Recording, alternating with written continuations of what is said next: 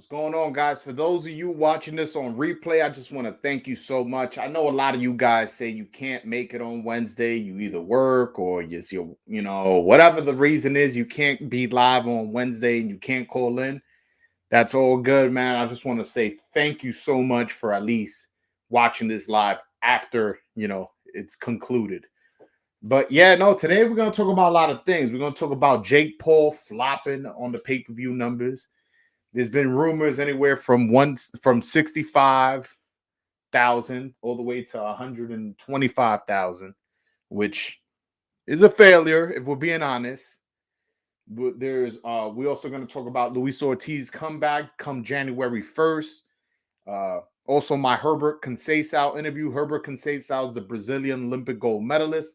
I recently had an interview with him. We're going to talk about that. Also, I want to talk about, is Vasyl Lomachenko a Hall of Famer? A lot of people debate this. I was just on Twitter debating this, and it seems like a lot of boxing Twitter don't fuck with Lomachenko. I don't know if it's because Lomachenko probably beat their favorite fighter. I don't know if their favorite fighter is Gary Russell or whatever. But point is, lately I've been hearing a lot of Vasyl Lomachenko slander. A lot of people saying he's not a Hall of Famer. I think he is. 2-time gold medalist. Became a world champion after 3 fights, and who he beat was Gary Russell to win the championship. You got to respect that. Fastest to be a 3-division world champion. Only 65,000 pay-per-view buys. Waffle plays. That's one of the numbers I heard. I've also heard 125,000. So I don't know, but let's just say it's 125,000. That's still a failure to me, bro. If we're being fair, though, if we're being fair to Jake Paul, excuse me. If we're being fair to Jake Paul, that was a late replacement. Although as a fighter, we're familiar with him, whatever you want to say, that's a fighter that it was not supposed to be there that night. He took the fight, I believe, on 2 weeks' notice. The fight was being promoted as Tommy Fury versus Jake Paul, Tyson Fury's brother. That's how it was being promoted, and he pulled out, and then they threw in Tyron Woodley. So some people were turned off by that. So I don't want to say that Jake Paul is overrated. He's not popular. He's not this. He's not that. But the fight was a flop. It was.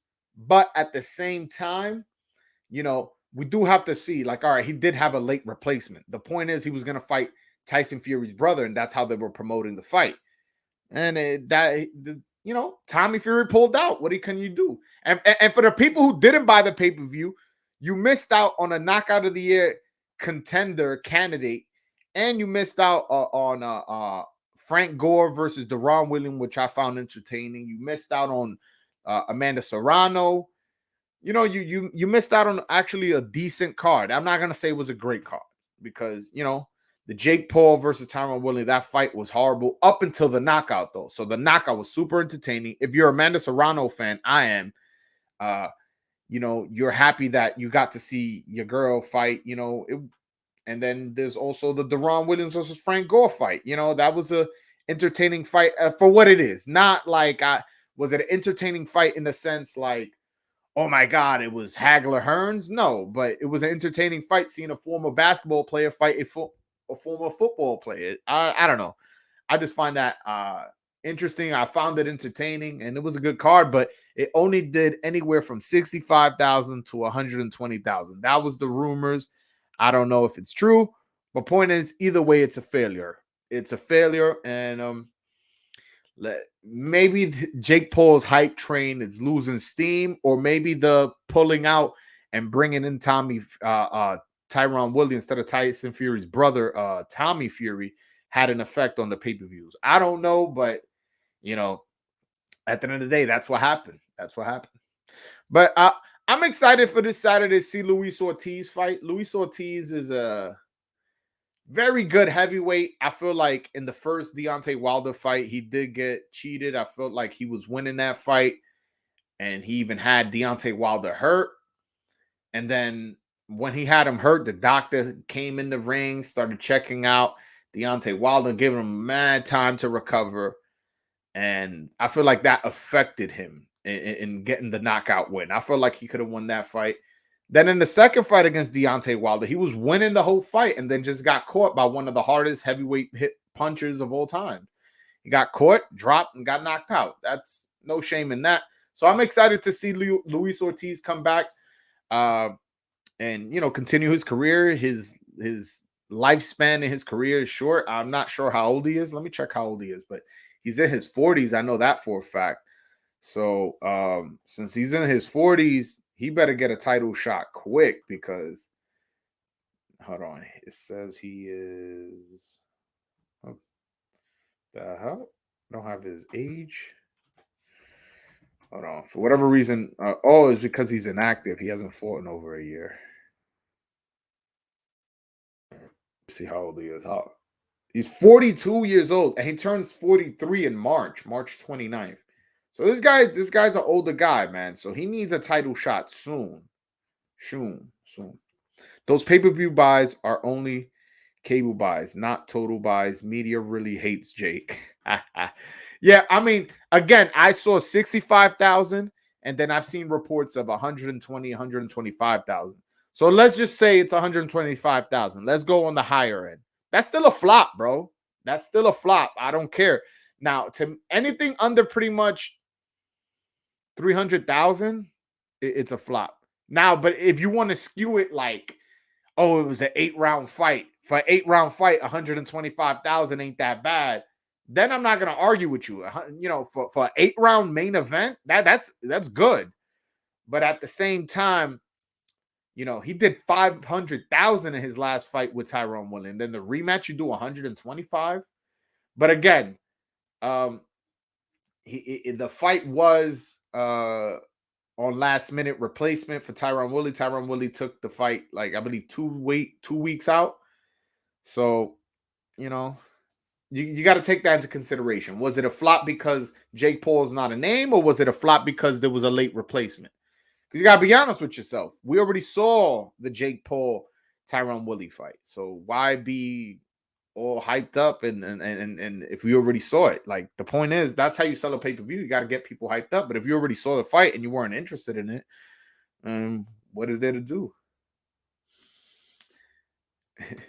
Luis Ortiz is going to brutalize Martin.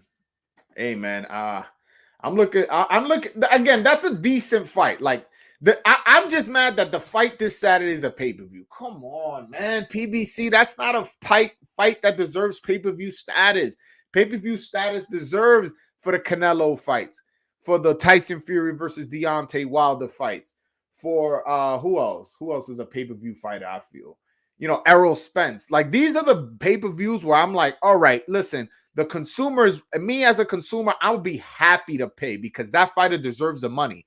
Now, you put Luis Ortiz versus Charles Martin on a pay-per-view? Come on, man. Come on. You couldn't put that for free on Fox. You really couldn't. It's on January 1st, so it's a brand new budget too. Like, you're not being squeezed in. That I don't understand why the hell they do that. Like, I really don't. I really don't. Hold on one second, man. I'm going to put the link in the chat for you guys. I'm going to pin it to the top. So if you guys want to call in, I forgot to do that.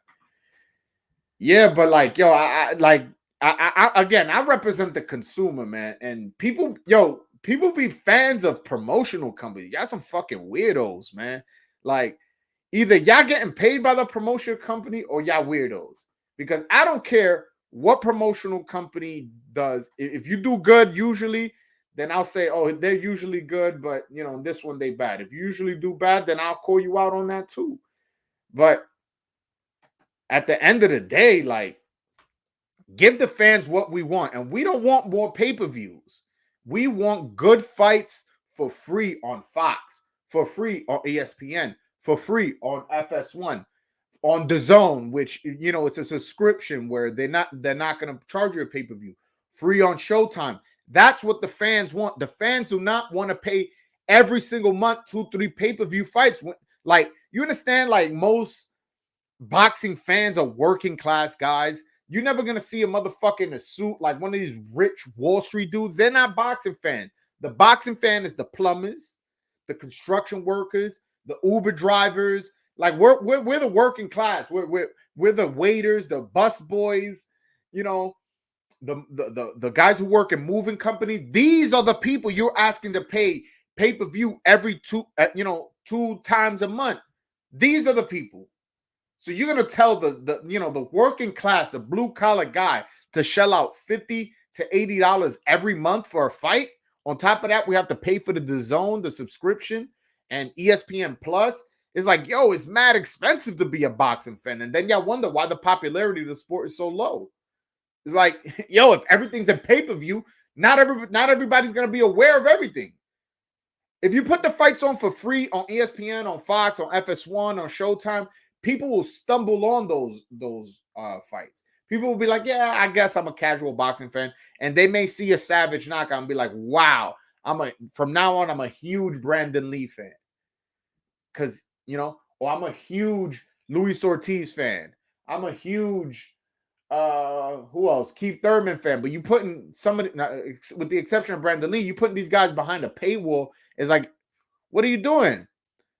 So the Jake Paul fight might have been good, might have done good numbers had you guys not put 1 million fucking pay-per-views, back to back. We had in October, we had Tyson Fury versus Deontay Wilder. That was late in October. Then we had Canelo versus Caleb Plant. Then after that, we had Crawford versus Porter. Then after that, we had Tank Davis versus Isaac Cruz. Then we had the Jake Paul. It's like, whoa, like, damn, man. You really couldn't put a couple of those on free TV? Really? You couldn't do one? Come on, man. Guys, if you guys want to call in, click the link on top of the chat. It'll take you to a website, and you'll figure it out from there, man. If you put it on Fox, ESPN, Showtime, it will also put a halt on streaming. Yeah, because the illegal streaming is affecting the numbers. It really is. And also, what's also affecting the numbers is, and it's going to sound kind of, how do I say, counterproductive in the short term, but in the long term, it'll be better, is a lot of these fighters are getting paid so much money that they don't feel, their guarantee is so much, they don't feel like it's necessary to promote themselves. They're like, whatever. Like, I'm getting paid already this much guaranteed. I remember for Mayweather's last fight against Andre Berto, a lot of people were upset, like, damn, you couldn't face a better fighter. His guarantee, I believe, was $36 million. He said, well, if you don't like the fight, then just don't buy it. That's how cocky he was. He was talking because he knew he had guaranteed 36. Like, so it's like, we need to get better fights. That's what we need. Not better fights. We need to get better quality fights on pay-per-view. Because I don't mind paying pay-per-view.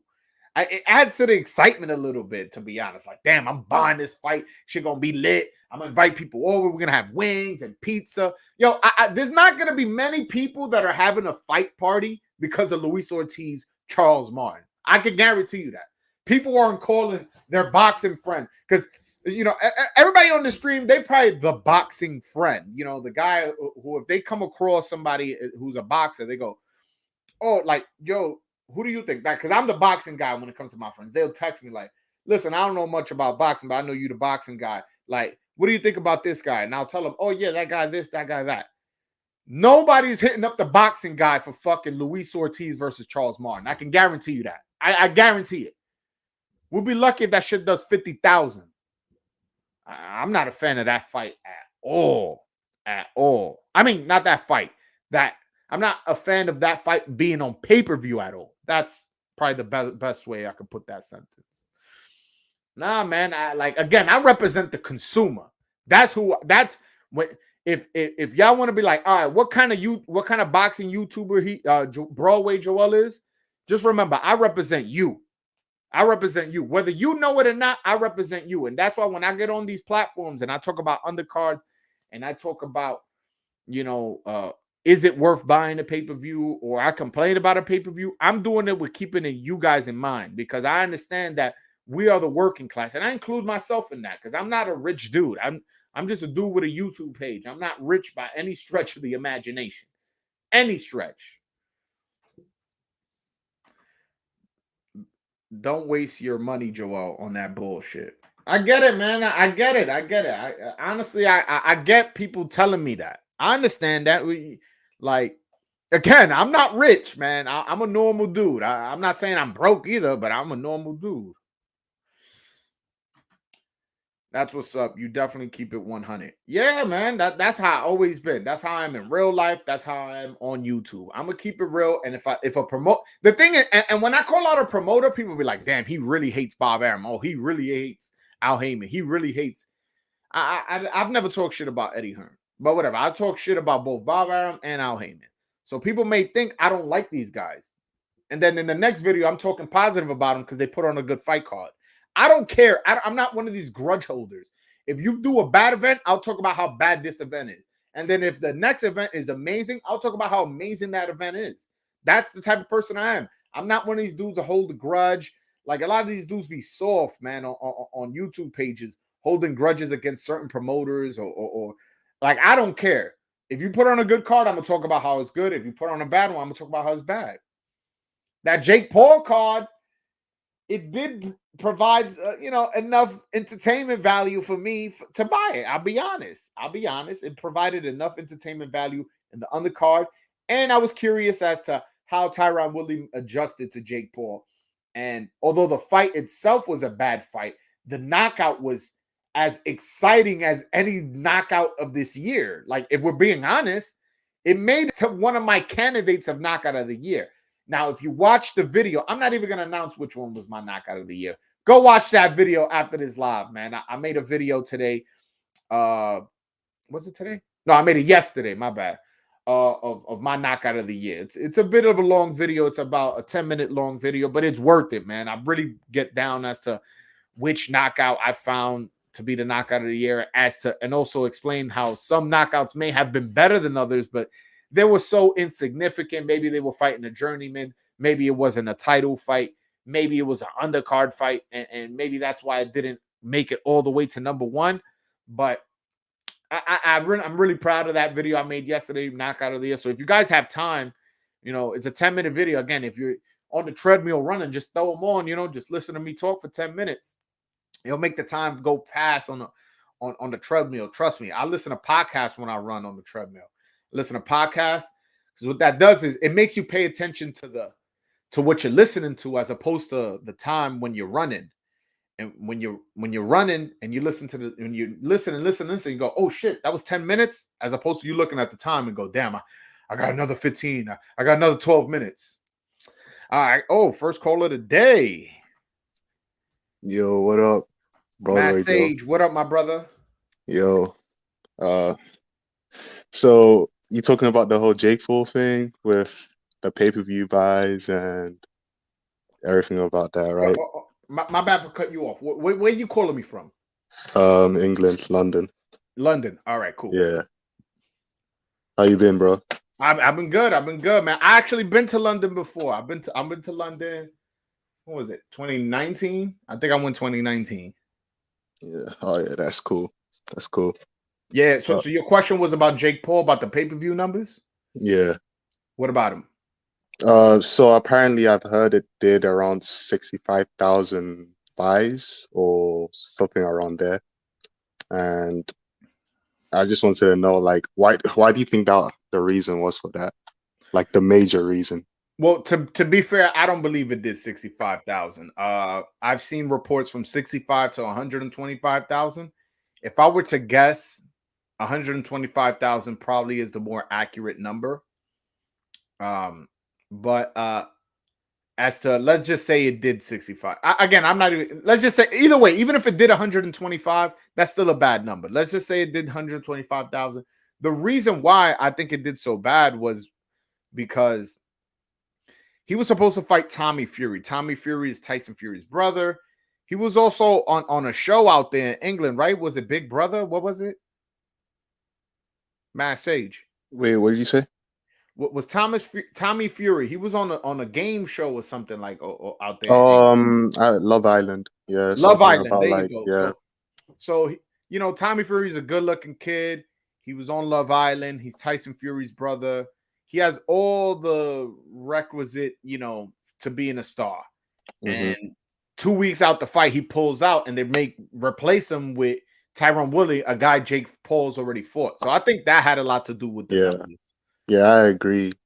The Yeah. pay-per-view numbers definitely would have been bigger if Tommy Fury did not pull out. Like, definitely. No, and to be exactly that, and to be honest, his next fight after that knockout that went viral, it's gonna do good numbers. If I was Jake Paul, I wouldn't worry about that at all, man. I definitely wouldn't worry about it. What I'm hearing is either Julio Cesar Chavez Jr. or some UFC fighter. I forgot his name. The one that knocked out Ben Askren in the first round, or like the first 5 seconds.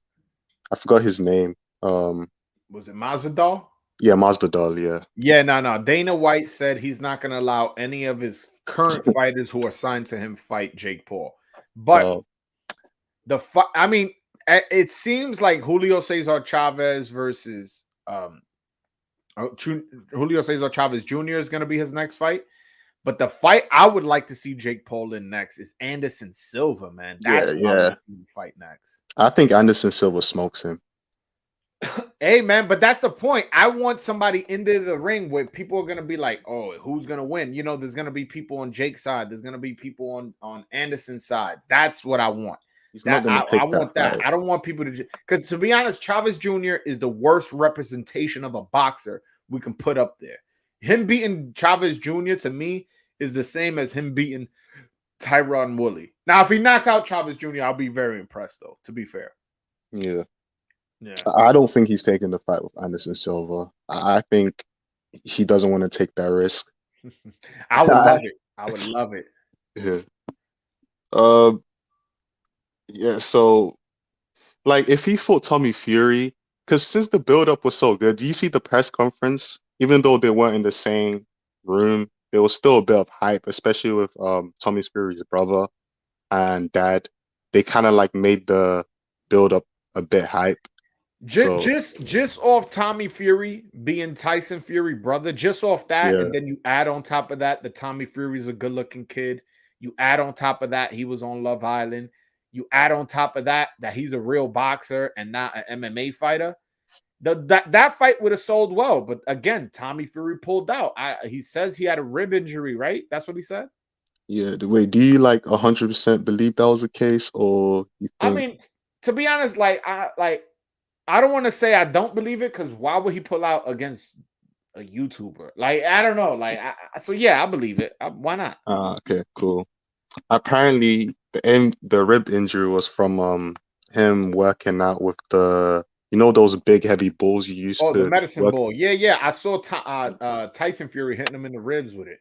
Yeah, you could tell that he felt a bit of discomfort during that situation. Yeah, the thing is, I never understood that workout, man. You're gonna get in shape by somebody pounding on your ribs. Like, I understand you want to get used to the blows, but you get used to the blows sparring, not willingly getting hit with a ball. I mean, that never made sense to me. Yeah, that's I got confused at that a little bit. I understand like the meaning behind it, but I don't know whether that's really practical. Yeah, a lot of people, a lot of boxers do that, and I never understood it. It's not just Tommy. I've seen Paul Williams do it. I've seen Margarito get hit in the stomach with a stick. I've seen Manny Pacquiao get hit in the stomach with a stick. I've seen who else have I seen? A lot of boxers, and some of the guys I just mentioned are former world champions, and I've seen them do it. I just don't get it. If I was a trainer or a boxing manager or a boxer myself, I would instruct everybody around me and to myself never to do that, because I don't see the point in somebody hitting you in the ribs with a medicine ball. I don't see how just do more ab workouts. I kind of understand the stick thing, because like if you think about it, the whole area of effect that it has on the body is less than the medicine ball, but then again, you're still prone to injury from that. Yeah, I know, but the thing is, I just see it as a waste of time. I don't see how that strengthens your core. If you want to feel pain in your core, do a freaking 5-minute plank. I guarantee you'll feel all the pain in your abs that you would ever want in your life. Oh, yeah, I guess so. But I think the reason why they do that is because, like, the way I think they're trying to like simulate the punches, like let's say Yeah, but jab to the you body. simulate those in sparring. I don't understand. You're gonna get hit in the ribs in sparring. That's gonna happen. Believe me. If you sparring Yeah. decent sparring partners, they're gonna touch you up everywhere. They're gonna touch you up in the body, in the head, Mhm, in your chest, in your arms. You're gonna get hit. That's part of the mhm. sport. Why are you gonna hit yourself more? I don't know. I don't get it. But what's up, brother? Anything else you want to talk to me about before I let you go? Yeah, it was mostly just the Jake Paul thing. That's basically that's like my most interested Okay. thing. Uh, did you see my interview with Herbert Conceição, the Olympic gold medalist? No, I haven't yet, but I'll definitely check that out. Yeah, I today I released a small clip of it. Well, not a small, it's a 20-minute clip. But if you could watch that, and then the full version comes out. I'm not sure if I'm releasing it tomorrow or Friday, but if you could just watch the 20-minute clip like after the live, that would be greatly appreciated. And if you like and comment, it would be even more greatly appreciated. Yeah, I definitely will do that. Yeah, man. All right, my brother. Thank you so much for calling in. All right, see you, bro. All right, see you, man. Yeah, I love it when y'all call in, man. You know what I'm saying? I feel like I feel like I got my friends calling in, especially when when you got knowledgeable boxing fans or boxing fans who have questions and want to be more informed. Like he had a question about the pay-per-view numbers, why were they unsuccessful? You know, what I'm saying? Like we went back and forth. I love that shit when y'all call in. So shout out to Matt Sage. He's always active in the chat. He's calling from London. It's late out there. What time is it out there? It's probably like what? Probably like 1:30 in the morning or something out there. It's late. Chavez Jr. is a bad matchup for Jake Paul. Iron jaw plus good cardio for an 8-rounder. Chavez is going to be a huge favorite over Jake. I can see it now. Might be an opportunity to bet on Jake and make good chunk.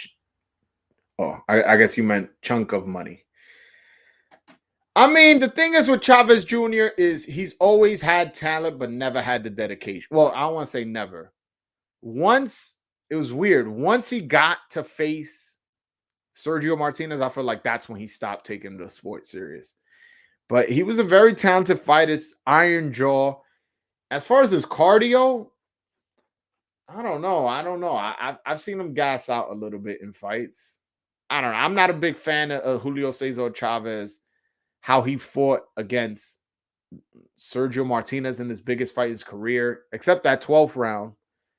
But other than that, and then also how he fought against Canelo, just leaned on the ropes. How he fought he quit against Fonfara, quit against Daniel Jacobs. That guy, I'm not a Chavez Jr. fan, so any fight he's in, I'm picking against him. He just lost to Anderson Silva, and Anderson Silva's a legend, and he got skills. You could tell he got skills, but at the same time, how you let a guy who's 45 years old, who fought in another sport, come in your sport and beat you? Come on, man. I don't know, man. Anderson Silva, to me, should not be any former world champion. And he did. He beat Chavez Jr., but Chavez Jr. is a disgrace to the sport. He's somebody who's tested positive for weed, somebody who's missed weight, somebody who doesn't take the sport serious, regardless of him having his father's last name, and he was his namesake. He's a junior. He's totally disrespected his father's name and has not been a good representation of Mexico nor his father. But yeah, I need y'all to go see that fucking Herbert Conceição interview, man. I interviewed an Olympic gold medalist. I felt mad accomplished. Again, I released a 20-minute clip today. The full interview, I believe, is an hour. So if you guys can watch the 20-minute clip today, and then when I release the full interview, just watch the full interview. Hit that like button and comment on that one. That I'm really trying to promote that video, man. I mean, that video, because it really means a lot to me, the fact that I talked to a gold medalist and a guy who I'm high on. I think this guy is going to be very, very successful. I think he's going to be a unified champion, possibly. I think I'm going to say now, he's going to be undisputed. This kid is going to be an undisputed champion. I'm saying it right now. And I'm proud that I got him before even his first pro fight to give me an interview. Like, it's crazy. How do you see Chavez and Jake playing out? I don't know, man. The thing is with Chavez Jr., he's so unpredictable that I can't even answer you serious. Not serious. I can't even give you a good prediction, a good breakdown, because there's been times where when he gets aggressive, man, he's so big and physically strong, it's hard to get him off of you. But then there's times it just seems like he can't get off, and he's just on the ropes with his hands up, taking all the shots. So I don't know. I don't know which way it plays out. I'm not interested in that fight. Put it like that. I hope that fight doesn't get made. Excuse me, guys.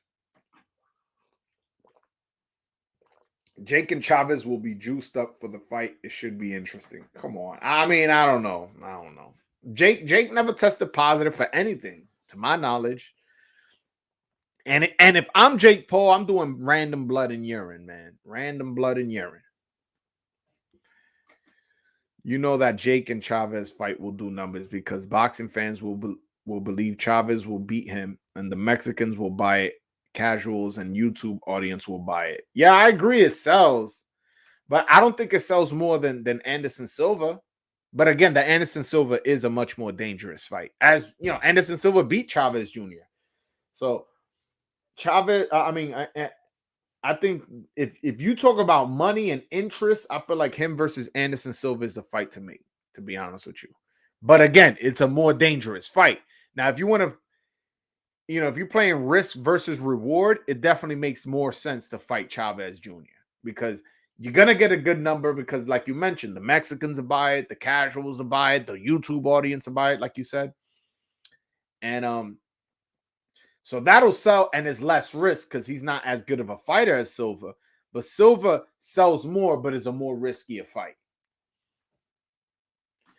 Silva will beat him, but yeah, that's a huge pay-per-view fight. Every audience will buy that. Yeah, I would buy it. And I would advise my people not to stream it. Because there's certain fights that if y'all stream, I ain't going to say to stream it, but I ain't going to say not to. I'm going to just be like, hey, that's a bad fight. And I'm going to look that way. Like this Saturday, I'm not saying to illegally stream it, but I'm not going to say it's worth buying. Put it like that. It's not worth buying. I'll say that. But to be honest, again, it's a bunch of decent fights. It's the card. It's all heavyweights, and there's a bunch of that's not terrible. That's the kind of way. So if you guys don't mind paying $40, $50, I think it's a $50 pay-per-view. Then for decent fights, then yeah, because $50 for some people ain't shit, especially after Christmas. Some of you guys get Christmas bonus. Some of you guys are barbers and get big tips, on Christmas time because people appreciate you cutting their hair throughout the year. I don't know. So if $50 ain't shit to you, then yeah, because it's a decent fight. Now, if you somebody who's tight and hey, yo, bro, wait, is it worth me buying? Because I'm a working class guy. I'm not a rich guy. I'm gonna tell you now, it's not worth it. It's not worth it. If you telling me you're a working class guy and those $50 mean something to you, and by the way, I'm not downplaying anybody who $50 is a lot to. Shit, $50 a lot to, that's fine. It may be a lot now, but in the future, you could work your way up where it's nothing to you. So, but if $50 a lot to you and you asking me, is it worth 50? I'm going to say no, and I'm just being honest with you. Now, if $50 ain't shit, then go ahead, buy it, because there are decent fights. And I was hard on them earlier, but to be fair, they are decent fights. It's just I don't feel like it's a necessary pay-per-view. I'd rather spend $50 on a video game than buy that fight. I get it. No, I agree. Listen, I'm not buying that fight. They're not getting my money with that. I'll go to my boy's crib, watch it over there, something like that. But I'm not buying that fight. They're not getting my money. Now, with the Crawford fight, Crawford Porter, Fury Wilder, Canelo Plant, I bought those pay-per-views. I did not stream it. I bought them. If y'all want my cable bill, just let me know. I bought them because I don't give a fuck. Like, if you giving me quality, I'm willing to pay. And I live my life like that. I go to I live in New York City, as you guys know. I go to all these fancy restaurants where oh my God, it's $40, $50 a plate. I don't give a fuck. If it's worth the money, if the food's that good, I'ma pay. That's the type of person I am. When I get quality, I don't have a problem with opening up my wallet and going, hey, here you go, buddy. Let me get the quality stuff. But if you giving me Luis Ortiz versus Charles Martin and then going like, hey, it's for a pay-per-view, it's like, nah, my man, you're not getting my money that way. You bugging. I ain't no sucker now. I know a bad deal when I see one, and that's a bad deal. $50 for Charles Martin versus Luis Ortiz with no championship fights on the undercard. And you expect me, an educated boxing fan, to give you $50? Get the fuck out of here. Get the fuck out of here, man. Are you going to take what? Are you going to take, let's say, other measures to watch that fight? Yo, David Benjamin. I like that one. That was a funny one. Hey, man, I'm gonna just go to my friend's house. That's it. I'm gonna just go to my friend's house and I'm gonna watch it there. That's the answer to your question. Yo, but David, you I like that one. Call in, David. I fuck with you, bro. Call in. Link is pinned to the top of the chat. Nah, man, but not for nothing. Us boxing fans, we complain a lot, including myself. But this year was a good year of boxing. We got Taylor versus Ramirez. That was for undisputed. We got Canelo versus Plant. That was for undisputed. We got an upset in Usyk versus AJ. Upsets are usually good for the sport because it shakes up the division. Then you got the upset of Teofimo versus Kambosos. I'm trying to think. There was a few upsets. Kid Galahad versus Kiko Martinez. And that also that's a candidate for knockout of the year. So it was a candidate for upset of the year and knockout of the year. The same thing with Melikuziev and Rosado. That was an upset, a candidate for upset of the year and a candidate for knockout of the year. We've had some really, really good fights. We had some really good fights, good knockouts, both with the Tyson Fury Wilder fight, the Burchell Oscar Valdez fight. That was a good knockout. Brandon Lee. We've had some. This was a good year boxing. And the best thing about it, I feel like we're gonna roll this into 2022, and we're gonna stay consistent in 2022 and have a good a year. I actually made a video like 2-3 months ago saying how 2022 could be one of the best years in boxing. Even the fights just scheduled now. We have Charlo versus Castaño. We have Jose Ramirez versus Jose Pedraza, which is a decent fight. I'm not going to say that's a great fight. I'm being honest with you. But the Castaño-Charlo fight, the rematch, that's a great fight. It's for undisputed, and it's a rematch. And the first fight was entertaining. Then we also got Thurman versus Barrios, which is just good to see Thurman come back. That's also on a pay-per-view, which y'all already know how I feel about pay-per-views. Certain pay-per-views. I don't feel like this fight should be on a pay-per-view, but that's neither here nor there. I'm gonna let them rock. Put it like that. I'm gonna let them rock. I already went off on the Luis Ortiz one. But either way, that's a good fight in the sense that we finally seeing Thurman come back. Also, Gary Russell's coming back. That's another dude who we've been wanting to see. And this is all in 2022.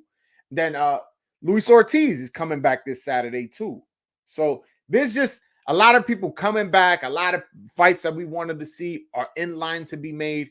I think this year we get Ryan versus Devin. I think this year we get Loma versus Kambosos. I think we get Teo's comeback after his loss, move up to 140, see how he looks there. There's still a lot of good fights to be made in 2022, and I'm super, super excited for it. And I'm glad I started my channel. I feel like I started my channel just as boxing was getting hot. I started my channel in the summer. I want to say it was in the summer. And then things just started happening. Boom, boom, boom, boom, boom. And shit gonna be lit in 2022. Brandon Lee, half Korean, half Mexican. It seems every single boxer is some sort of Mexican. Yeah, I mean, I don't know what to say to that, but boy, that dude can crack. He does need to work on his defense, though. He does need to work on his defense. Yo, you imagine him and Elvis Rodriguez at 140? That would be they both on PBC. That fight could happen soon. I would love to see Brandon Lee versus Elvis Rodriguez as a co-main event of a pay-per-view. You imagine that? Yo, I should be a matchmaker. That's a fire-ass fight. I prefer watching Jesse Vargas versus Liam Smith instead of Thurman fight. More competitive. I mean, the thing is, Liam Smith, he doesn't really do much for me. Like, no disrespect to Liam Smith, but like, I know he's a former world champion, but like, you get what I'm saying? I don't know. And Jesse Vargas, I was never a huge fan of Jesse Vargas. You know what I'm saying?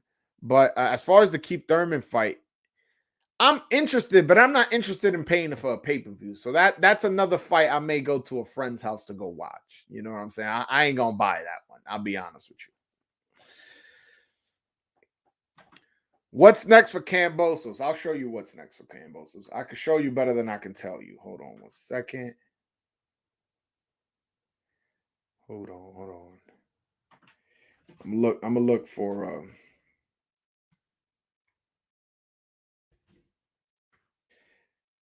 show you real quick what he tweeted, and then what I think he's gonna go with.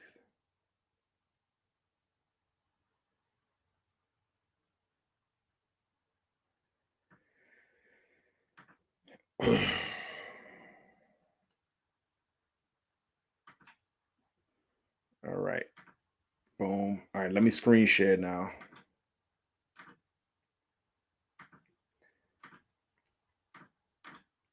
All right. Boom. All right. So he's asking his public, Haney, Lomachenko, Tank, Garcia, who's next? I want them all.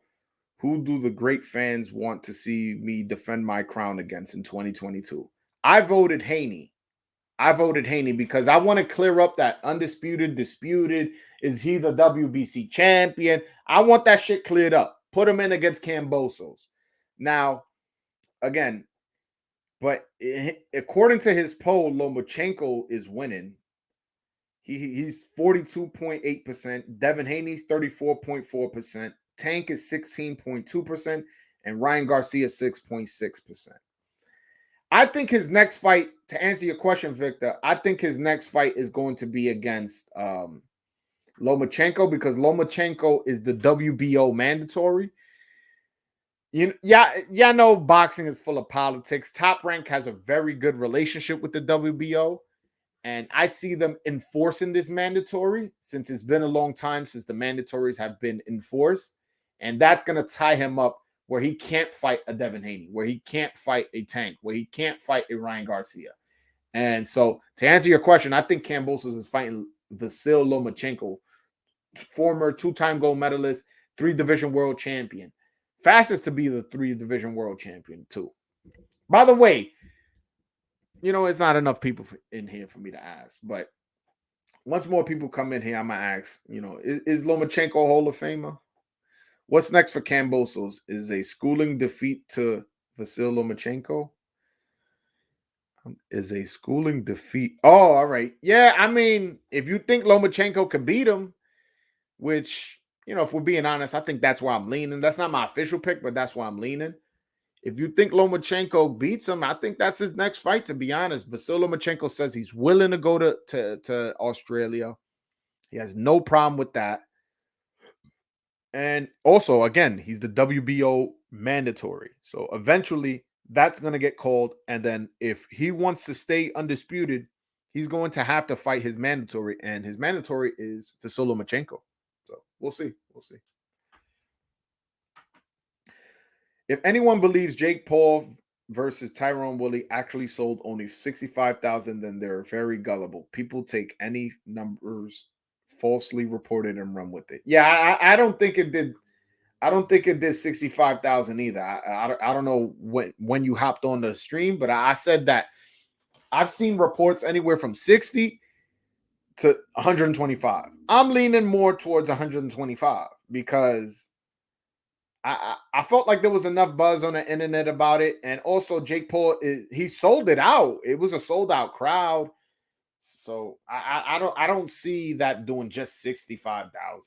Nah, not at all. Not at all. I mean, but who knows? Who knows? We'll see. We'll see. Eventually, the number, I never go by the numbers that just get reported.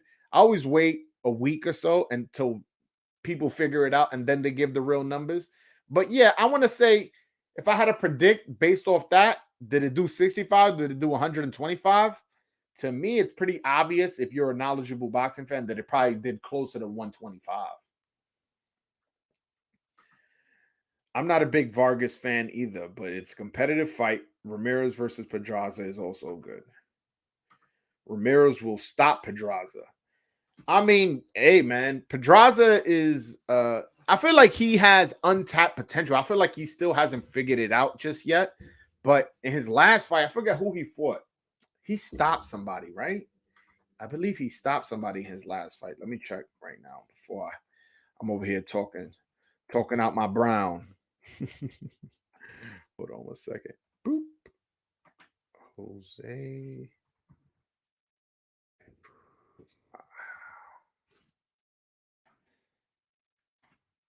Let me see. Yeah, because I remember whenever it was his last fight, he fought somebody who was a decent fighter and I believe got the knockout. So hold on. I'll tell you right now. Yeah, he fought undefeated fighter Julian Rodriguez and stopped him in the 8th round. The guy didn't come out. And yeah. Who knows? Maybe he feels stronger at 140. And maybe that's why, because he wasn't never a power puncher like that. He was never a power puncher. Look, he's 29-3. And out of those 29 wins, 14 of them are stoppages. But you got to remember, one of them was at 140. So maybe is he feeling strong at 140 and now he could crack? And that's a fight I'm interested in. I'm leaning towards Ramirez, but I felt like Ramirez looked very lackadaisical against Josh Taylor. And I also didn't like how Josh Taylor was pressing him up and getting in his face at the press conference and after the press conference and after the weigh-in, kept pushing him and doing all this and like trying to get him riled up. And Ramirez kind of looked like scared, kind of like, hey, like let's just fight tomorrow and, keep it classy. So I don't know if he has a fighter's mentality, but again, he's fighting Josh Taylor. So maybe he was a little nervous, Josh Taylor, that dude, man. Josh Taylor could punch. He's a real slick guy. He's somebody who has talent. So I like the fight, man. I like that fight for Jose Ramirez coming off a loss to Josh Taylor, a really, really good fighter. And again, Jose Pedraza just beat a undefeated fighter, stopped him too. Stopped the undefeated fighter. Okay. One guy coming off a upset win, another guy coming off a loss. Let's see. If he upsets this guy, Jose Pedraza could be in line for a lot of money. A lot of money. Trust me. And but we'll see. We'll see. I'm interested in the fight. I don't think it's as uncompetitive as you think, David Benjamin. Ramirez hits too hard for Pedraza. Remember, Pedraza was a champ at 130, and Ramirez was a unified 140 champ. I agree. Again, Ramirez is favored, and he should be favored. But I don't think we should dismiss Pedraza. Why is it that people underrate Josh Taylor so much? I feel like a boxer of his caliber should get so much buzz. He's top 5 pound for pound. Thing is, he's not that popular of a fighter. He don't really talk shit. You know what I'm saying? Like, he doesn't really go crazy with that's what a lot of people like to talk. A lot of people like to talk about oh my God, you saw what he said in the press conference. You saw this. And although he did do that in the Jose Ramirez fight in terms of pressing him up, but Jose Ramirez didn't kind of feed into it and they didn't get into no fight at the press conference or at the weigh-in. But I don't know why. And he's not even that popular in the UK for whatever reason. Mass Stage, I know you probably on here. If you want to write in the chat, why isn't he that popular in the UK? He won the tournament, the World Boxing Super Series, which I'm going to say was held in England. And then he went for undisputed, and the undisputed fight wasn't shown in the UK for whatever reason. I'm not sure why. His defense against Jack Catterall actually is going to be in the UK, so we'll see if that gained a bit of buzz from the people out there, and maybe they'll be willing now to travel more. But who knows with this whole COVID situation and vaccine passports and all this crazy shit.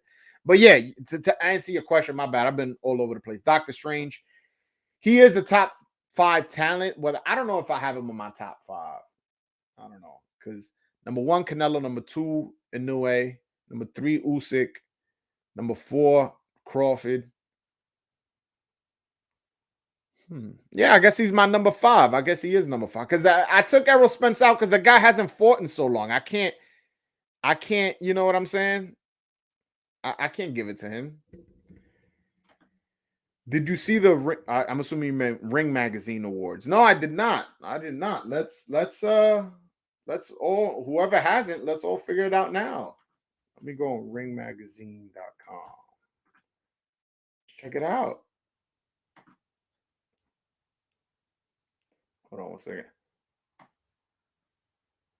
Canelo. Oh, hold on. Let me screen share this. My bad.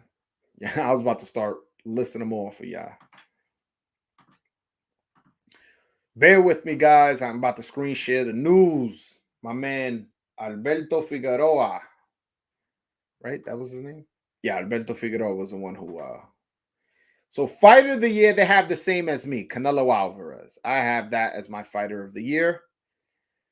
Fight of the year is Tyson Fury versus Deontay Wilder. I have not made a video for the fight of the year just yet. So once that comes out, we'll talk about it. But I do know who I have as fight of the year. Knockout of the year, they got Gabe Rosado versus Bektemir Melikuziev. Wow. Now, I did not have this as my knockout of the year. I have Miguel Berchelt versus Oscar Valdez as the knockout of the year. But wow, this one surprised me. The first two don't surprise me, though. Although, by the way, this was in the running. Gabe Rosado versus Melikuziev was definitely in the running for knockout of the year. I'm just surprised they actually won the award. But then again, he's from Philly. Ring Magazine is owned by Golden Boy. Bernard Hopkins is part owner of Golden Boy. Maybe there was some home cooking. There. Again, I keep it real. I keep it fucking real. And I'm just, hey, that may be it. Round of the year. Round 4 of Tyson Fury versus Deontay Wilder, the third fight. This is where Deontay Wilder got dropped twice. I think that's appropriate. Yeah, that was probably round of the year. Train of the year, Eddie Reynoso. Totally agree with that. Upset of the year, you guys saw the video I made. George Kambosos versus Teofimo Lopez. I felt that was definitely upset of the year. Although there was some good, the Kid Galahad versus Kiko Martinez, the Melikuziev Rosado fight, AJ versus Usyk. There were a lot of other upsets that were worth, mentioning. But I feel like if you're being honest with yourself, the upset of the year was definitely George Kambosos versus Teofimo Lopez. See, event of the year is Anthony Joshua versus Alexander Usyk. I disagree with this wholeheartedly. The event of the year is between two events. Canelo Plant versus Canelo Plant, which was for undisputed, and it had the biggest star in all of boxing in Canelo. So lineal, it was for everything. It was for all the marbles. I don't understand how that's not one of the events of the year. Or the lineal heavyweight champion fighting the WBC heavyweight champion in Deontay Wilder versus Tyson Fury. This is a terrible pick. I don't want to. They must be smoking crack out there in Ring Magazine. Comeback of the year, Kiko Martinez. Definitely. I have no argument with that. Yo, bro, the guy's 35 years old, been knocked out 4 times, and knocks the guy out to become the IBF featherweight champion. Hell yeah, comeback of the year. For sure. For sure. Prospect of the year, Brandon Lee? Nah, I disagree with that. He needs to work on his defense before I can give him that. Prospect of the year, this I think it's Jared Anderson, to be honest. I made a video about it. If you guys want to go and check that out, I go into detail on it. But also another candidate, Xander Zayas. What's the super middleweight name? David Morrell. That's another person. Jose Valenzuela. There's a lot of guys who you can nominate as prospect of the year, but Brandon Lee, I don't think he's the prospect of the year. Performance of the year, Shakur Stevenson versus Jamel Herring. That's interesting. I gotta give it to Cambosos. I mean, but then again, it wasn't that dominant as Shakur Stevenson. So I guess if you're looking for straight dominance and getting the stoppage, yeah, that might be it. That might be it. I'm trying to think who else had a really, really dominant performance against a solid fighter. I don't know. Yeah, I think I'm okay with that. I really can't think. Nobody jumps off the page as to like most inspirational Bob Arum. I've never been inspired by Bob Arum. I mean, he's 90. You know, we could all wish to live that long. So maybe that. All right, yeah, I guess that's it. That's it. But yo, I never. Hold on one second. Shout out to Alberto Figueroa for giving me the idea, because I definitely forgot to check Ring Magazine. I was out shopping before, and then I had to do laundry, so I really wasn't on my phone reading, and then plus I had was doing a lot of things with Twitter, so I didn't get to read. I didn't even read Boxing Scene today. I mean, I read it this morning, but not like right before the stream in case there was breaking news, which I'm glad there wasn't. Let me see. Totally agree with your take on Ramirez's demeanor during the Taylor press conference. He lacks the ferocity needed to be undisputed. I agree.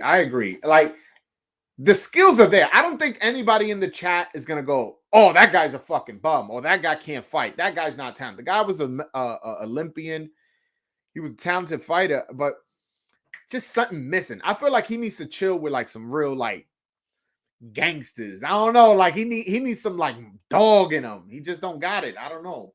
It reminds me a little bit, not in style, just in terms of how they carry themselves, a little bit of Anthony Joshua. Like, you know what I'm saying? Hold on one second. Ooh, I would like to see Wilder go over to the UK and fight Chisora. Nah, I wouldn't like that fight, only because it's a very easy fight for Deontay Wilder. And I wouldn't want to see that fight. Like, Chisora's a journeyman, bro. Like, and he's coming off a loss. You're gonna put Deontay Wilder in? I don't know. I mean, I guess you want to give him an easy touch after coming off two knockout loss, in which he broke his hand. You know, I don't know.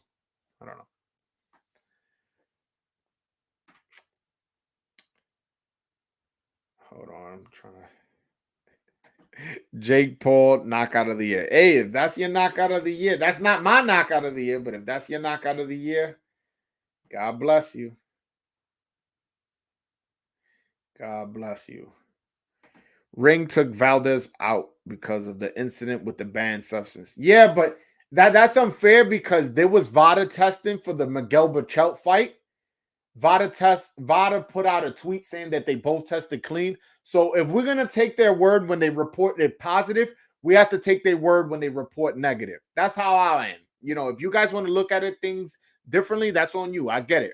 Everybody's entitled to their own opinion. The way I look at it, if you test positive for X fight that was testing, and you tested negative for Y fight, then that Y fight, I'm going to give you full credit for it. And for the Miguel Berchelt fight, there was VADA testing for both fighters. Both fighters got tested. Both fighters tested negative. And he got the win. So I'm going to give him full credit for that. It don't work like that where, oh, you test positive once and then it erases your whole history. I don't know. But if that's how the ring does it, then I can't disrespect. Yeah. You know, that can't disrespect somebody's process of how they do things. Sandor Martin over Mikey is the biggest upset I've seen in the past 5 years. I mean, I agree to some degree. At the same time, you saw how Mikey looked. Mikey looked all fat. Like, even his face looked fat. Forget his gut, because he did have a gut. And he's always had a little, he's never had a six-pack, at least not to my knowledge. But he's always had a little soft and something. But now he has a gut. And his face looked fat. So after seeing him get upset, I wasn't that surprised. Like, crazy thing about that Kiko versus Kid fight.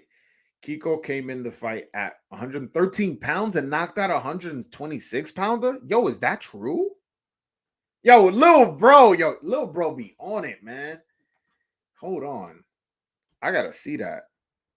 I like, not that I don't believe you, little bro. It's just more like one of those things, like, you gotta see it to believe it. Hold on. Kiko Martinez. 113 pounds? Oh, come on, bro. You got that wrong, little bro. Come on, man. Unless you're saying he started at that weight. Hold on, let me screen share.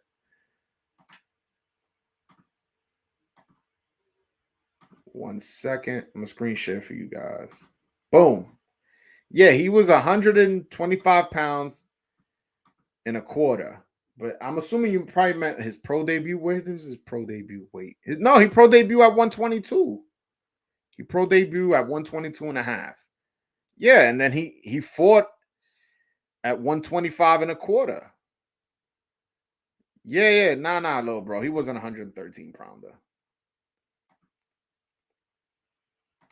Yeah. All right. But then that would have been crazy if that was true.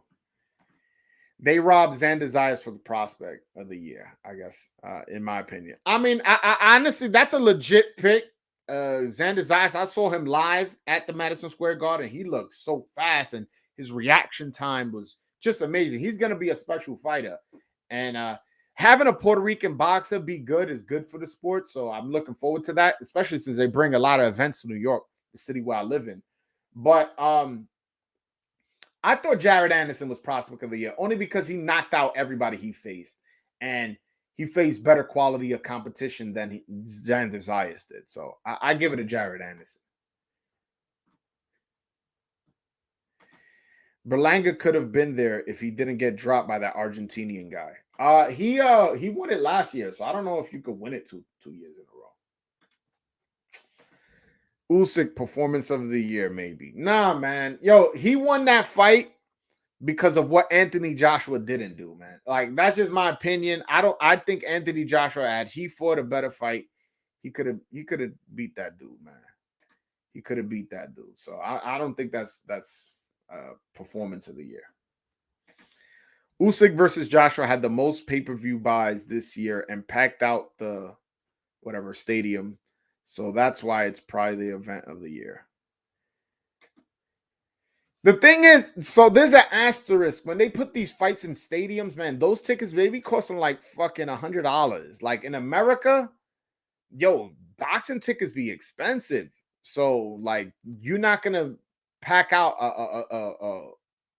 let's say MetLife Stadium. When a ticket is going to be costing you $200-$300 for you to be all the way up there. It's a problem with the pricing out there.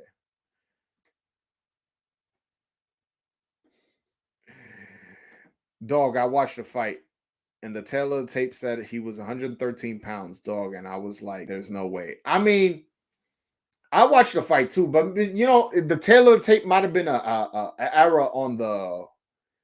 Might have been like a technical error. They added that by mistake. But nah. As you just saw, I showed you his weights. He pro debut at 122 in the fight. He came in at 125 and a quarter. Yeah. Hold on one second.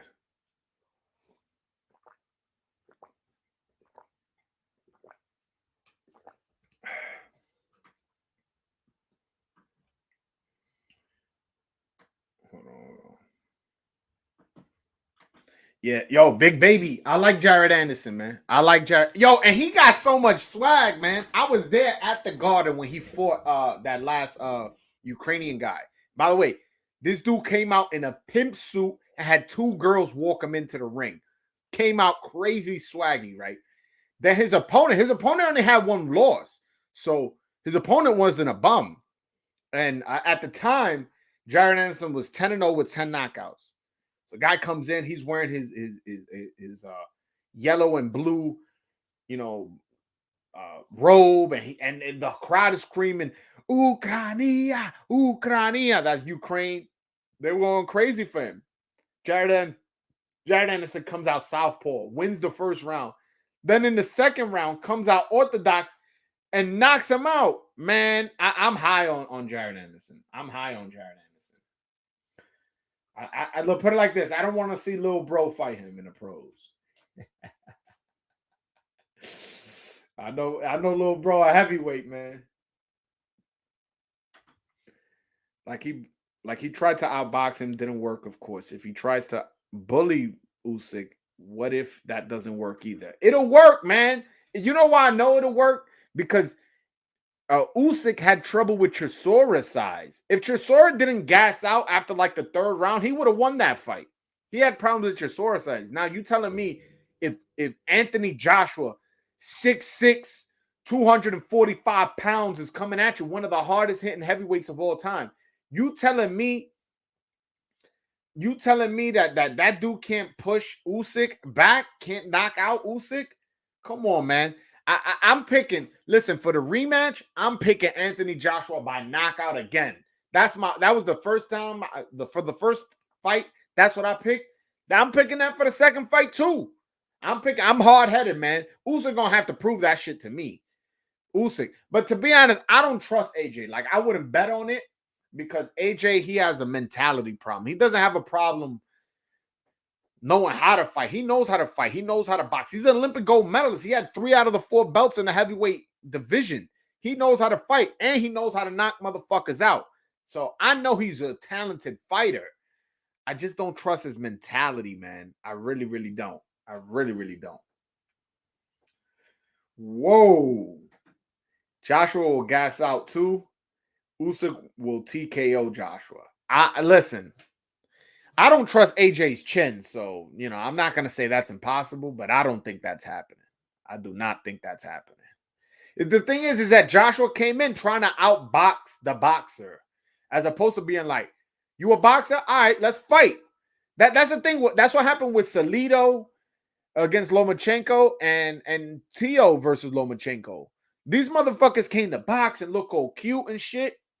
Nah, Salido came in there ready to fight and beat Lomachenko. Tio came in there ready to fight and beat Lomachenko. Now, if Joshua comes in ready to fight, ready to fucking take one, but land in 2 and fucking hit him to the body hard, hit him to the head and push him and lean on him, there's no way Usyk could beat Anthony Joshua. I just think Anthony Joshua's a real nice guy. Me, I'm Anthony Joshua with that puncher power and that size. I'm trying to clinch. I'm trying to hold, lean on him, and every now and then just throw 2 hard body shots. Bam, bam. You want to do all that head movement shit? You want to do all those angle shit? All right, I'm going for your body. You can move your head. You can't move that body. And I'm going to just keep banging that drum till you have to put your hands down. And you all broken down from me hitting you in the body where I can land that uppercut.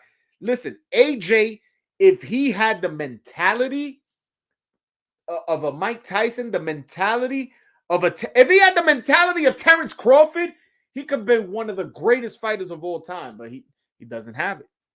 He doesn't have it. Salido hit Lomachenko with 700 low blows. Disgraceful to even call that a win.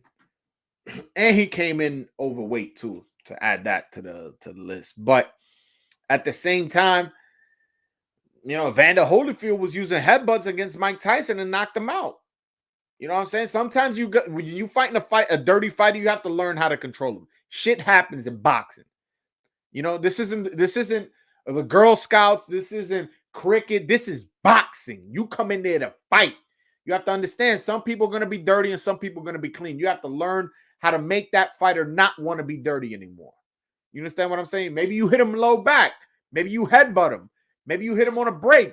Maybe you hit him behind the head and go, yo, keep hitting me fucking low. Keep hitting me low and watch what's going to happen. Eventually, he'll learn. He'll be like, you know what? This guy, he keeps hitting me in the back of the head. The referee's not calling it. Let me just chill out and let me fight clean. And then you make him fight clean. You know what I'm saying?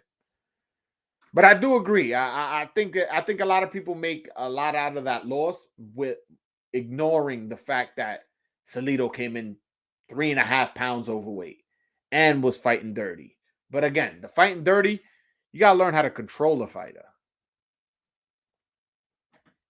That was his second pro fight in Ukraine. Nobody fights like a pussy by punching the dick. That wasn't his second fight in the Ukraine. That fight was in America, bro. But I agree. Low blows shouldn't be rewarded or condoned. But what I'm saying, my point, what I'm saying is like, if you getting hit low, you have to learn how to not make the person want to hit you low. I remember Carl Froch got hit low against Glenn Johnson. So, he got hit low. So the referee gave him the 5 minutes. He ended up not taking the 5 minutes. No boxer has ever taken the full 5 minutes. And then immediately he hits Glenn Johnson low back. But then eventually Glenn Johnson didn't hit him low anymore. Okay. Was it because it was an accident when he hit him first? Or was it because he saw that Carl Froch wasn't going to tolerate being hit low? So it's like, yeah. That fight was in my city. Yeah, fight was in San Antonio. Second pro fight, I'm saying in Ukraine, nobody fights by punching a gun. Yo, David Benjamin, you got jokes. Yo, call in, bro. Call in. Link is pinned to the top of the chat, man. Nah, I agree, though. Nah, hitting low is not cool. I'm not condoning it whatsoever. Like, I would please make it clear that's not what I'm saying. I'm saying is in boxing, shit happens, and you got to learn how to, work around it. Got to learn how to work around it. See. Yo, did you guys see that fight card on Christmas? Man, like, that main event was ridiculous. Like, how was that on free TV? Like, that should have been stashed on some undercard, like the first fight on a pay-per-view or something. I appreciate the opportunity to show my skills on the screen, but I will politely duck like Charlo did Andre. All good, bro. Not everybody likes to call in. But nah, I appreciate the ones who do, though. I really, really do. I really appreciate it. Yo, but talk to me, man. Anybody check out my Herbert Conceição interview? Olympic gold medalist from Brazil, man. If you haven't, please do. Please do. I released a 20-minute clip today. I probably should have broke them down smaller because, some of y'all attention spans be low. I'm being honest with you. I be looking at my analytics. They be like, yeah, they only watch 20% of it, 30% of it. I'm like, damn, man. Like, I work real hard in getting these interviews. I paid for a translator. Like, watch the whole shit. But yeah, nah. If you guys have not seen my interview with Herbert Conceição, the Brazilian Olympic gold medalist. By the way, this is not just any gold medalist. Let me tell you how he won this gold medal. He lost the first 2 rounds against the number 1 ranked middleweight in his division, who was in his division. He lost the first 2 rounds clearly in a vicious war.